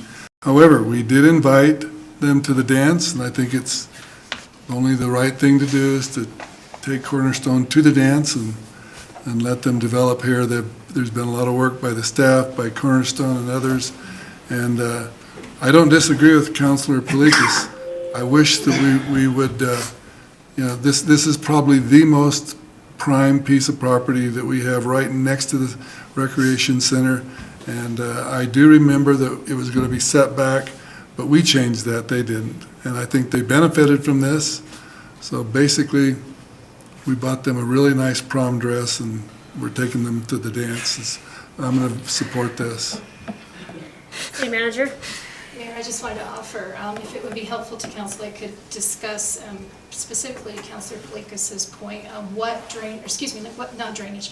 recreation elements we will capture in this 5, 6, maybe 7 acre area, if that's helpful. If not, I know the hour's late, so. It is, and we still have another executive session to go, but I'll defer to Councilor Palikas. Would you like to hear that? We discussed it at length last week, but I'll. Actually, I did, you and I did have a conversation on that, and I'm fully aware of what can happen back behind. Just as a footnote to that, my concern is the prime property that I was okay with giving up that property behind. I'm not as okay giving up the property that I consider for different uses, if you will, and probably more prime recreation-wise, for what I had envisioned recreation-wise, I should say. Gotcha. So thank Mayor, you. there's one thing I did forget to tell you last week when we went over this, and it kind of, if I could, it gets to Councilor Shumway's point. Cornerstone's nice prom dress, but they bought really expensive shoes too, or we're hoping that they will. So I wanted to point out, and I didn't tell you this week, last week when we met, but Cornerstone will be hopefully helping us develop that trail along Boulder Drive as part of their contribution to the project. So that'll create that second trail link in addition to the one back around the bottom of the ridge. So just wanted you to know they're participating in some of that as well. Thank you. Thank you. So I want to make a couple of quick comments here. I have thought about this long and hard, especially since the work session last week. And I agree with Councilor Palikas wholeheartedly. I was okay pushing the development back to the back, but I think that area it's absolutely the best opportunity for recreation and frankly the most appropriate use for that land for the community with all the recreation assets that we have there. But I will tell you what's more concerning to me, and I do feel for Cornerstone to a certain extent, but then I don't. The idea that we're going to give up the land to continue to pursue this development and box in the Ice and Event Center permanently greatly disturbs me. That's something that we can't undo. We can hope and pray that we can find some engineering techniques 20 years in the future. But we know, I mean, the Ice and Event Center right now is booked to capacity every day. They start at 5 a.m. and they shut it down at 11 p.m. And the most common complaint I get from people is there's not enough ice. There's not enough public skate. We need to be forward thinking and preserve that land for a future expansion of the Ice and Event Center. Now, again, I feel for Cornerstone, but things have changed substantially. When we made this deal with them, we were not expecting to have to put in massive retention and drainage ponds. And now we are. And that has changed. I think we need to salvage every piece of this land to protect the Ice and Event Center, and also to protect and salvage every piece of recreation use that we have. And I actually think it's kind of a godsend that Cornerstone did not get through the first application for whatever the reasons are, because it gives the council the opportunity now to take a minute, take a pause, and really reevaluate what that land use should be. And I am absolutely in agreement with Councilor Palikas. It is not appropriate to give up all of that community benefit for this project, no matter how good it is. And I also would submit that they want to be on this land because it's next to the recreation center. There are other areas that they can do this project in. There is other land that they can do this project in.